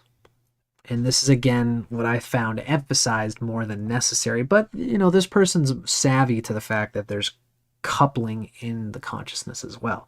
So coupling is important, but also finding independence within the coupling is important for Vishaka. Individually, Indra and Agni are go-it-alone devatas. Indra consults no one when it comes to fighting his battles. And just like the elemental fire, Agni is born to follow the beat of his own drum, to follow his own drum.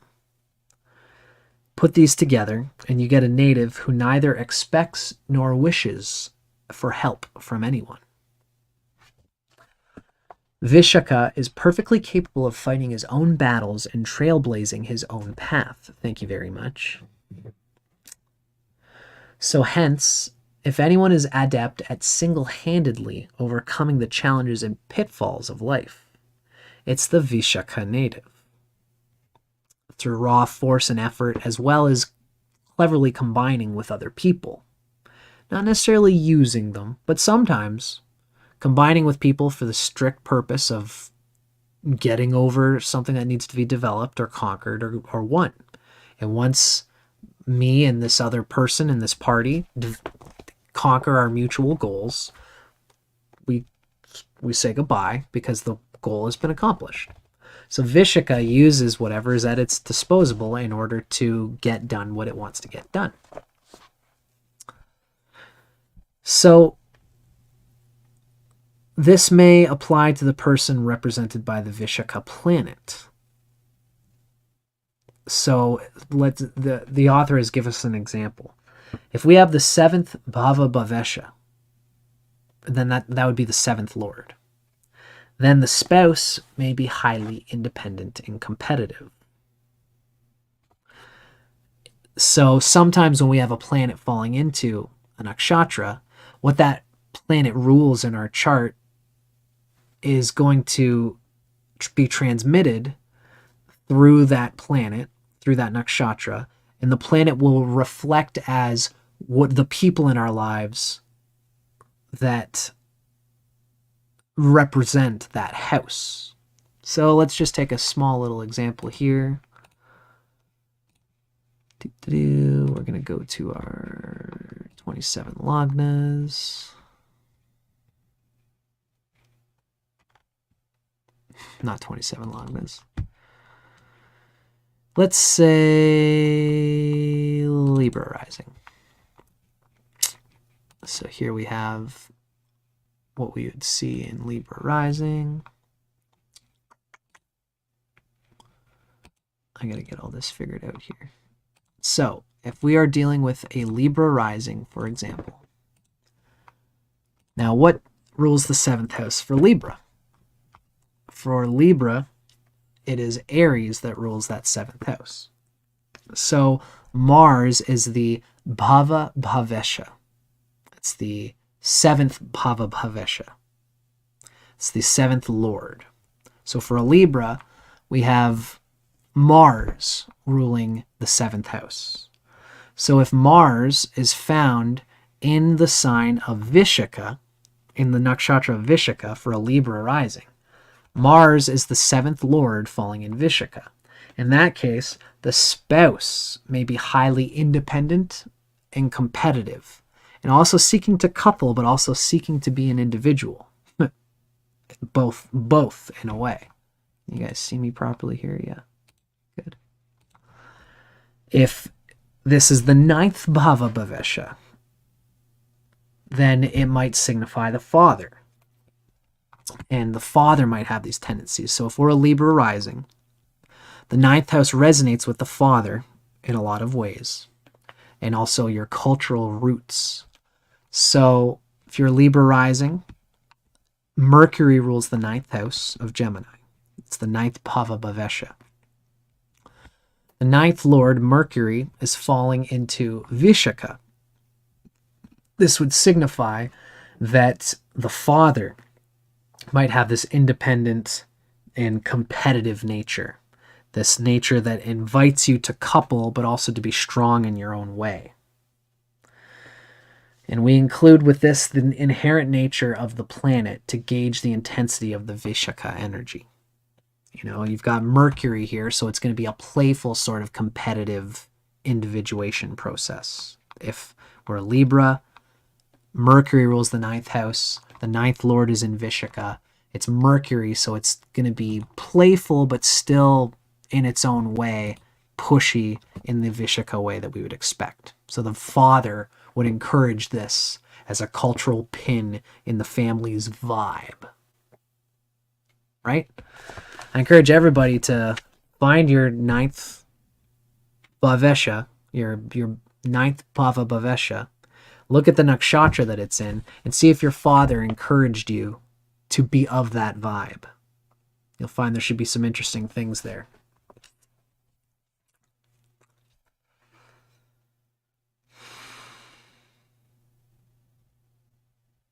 The last thing that we have that the author gives is Clint Eastwood is someone with Vishaka Lagna. So this is someone with Vishaka on the rising sign. And he is the prototypical Vishaka native, both on and off screen. Eastwood learned the lesson of fending for himself early on in life. His family moved frequently, and Eastwood was always having to punch his way out of something, according to a quote from him. He claims to have been very self-sufficient in youth, and this played into many of his macho film roles, where he's got the chest out and you make my day, punk. He often portrays a mean son of a bitch character who fights on behalf of just causes. A sort of maverick, vigilante. That's kind of Vishaka. I'm working for everybody, but I don't work with anybody. Although, again, this vigilante character is going to use other fellow vigilantes or people of sharing the same purpose to great effect. We also hear that Eastwood's appetite for women was renowned.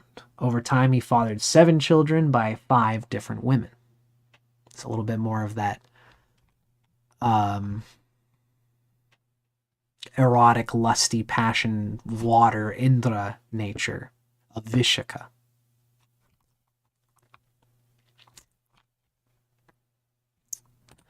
Teresa's saying, empathy gained in the process gives greater insight if not carried away in self-destruction. Very interesting, Teresa. Empathy can get you carried away in self-destructive tendencies, but it's good, you're correct, that gives greater insight overall in the process. Now, Mal Stark is asking, is there a way to do divisional charts in Western? Yeah, Mal Stark is asking if there's a way to do divisional charts in Western. Still uses Vedic placements on a Western chart, so I don't know. Yeah, no, Mal Stark. I use Kala software. That's the only place where I've found that I could properly do work with the divisional charts, the D2, D3, D7, D9, D10, the Vargas. I haven't found that the Westerners are not into the divisional charts. It's only the Vedic. So you need to find a tropical Vedic astrologer software like Kala. Kala is what I use. It's a software created by Ernst Wilhelm. It's worth every penny if you're into this world.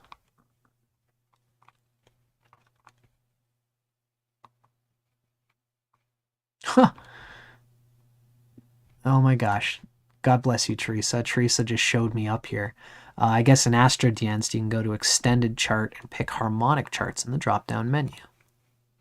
And hopefully that did the work for you there, Marina. Great job, Teresa. God bless you.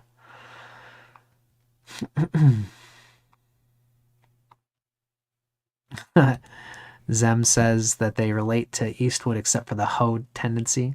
I can definitely get that. Wonderful. Interesting that Eastwood also does transcendental meditation. Well, everybody, this has been our reading today that came from the divine forces of the lunar nakshatras as portrayed in the Vedas. I'm Dustin Cormier, and this is How to Rock Astrology. I hope you guys have all enjoyed us discussing our reading today of the one and only Vishaka Nakshatra. As usual, it's always a real pleasure to discuss all this stuff with you guys. Vishaka, being Indragni, is close to my heart because I'm Leo rising and I've got the sun in Vishaka. And as well, I've got Mars there as well. So I'm glad you guys have enjoyed this. My dear friend Elizabethany, that's so sweet of you. Elizabethany has just given me another $10 tip on top of what Teresa already gave me. Thank you, Elizabethany, so much. I appreciate that very dearly. As I always like to say, tips are never expected, but always appreciated. It's helping me to do what I'm doing here. So thank you very kindly, Elizabethany. Elizabethany has been here for many of my podcasts and watched me doing my thing. So not only thank you for that, but thank you for just being here and being a part of the consciousness, Elizabethany. As well as Zem. Zem's hanging out with us as well. And for everybody, Marina, Mal Stark. We've had lots of people coming in and out on this podcast today. Keep your eyes peeled. Probably on Tuesday, we're going to dig into the Vedic literature of Vishaka and Indragni, and this will be coming from the divine forces of the lunar nakshatras. By the time you're watching this video, you'll probably be able to see it, and I'll be putting a little link to that video here. So for everybody who's watching, lots of love, peace and love. Keep on rocking in the free world. Keep your eyes on the skies, and stay tuned because next week we're going to be doing our cold readings. Mal Stark's asking if I've done Shravana yet. The answer is no, we haven't done Shravana yet. Shravana is going to be still quite a few to go before we get to Shravana. We got to do Anuradha as our next nakshatra, followed by Jesta, which will be a lot of fun because that's my moon sign. So lots to look forward to, folks. Check out this video if you're watching this later. Will be the extra information on Vishaka. Thank you so much to everybody for watching. I'll see you guys on the flip side. Stay tuned next week for our cold readings. Take care, folks, and thanks so much for watching.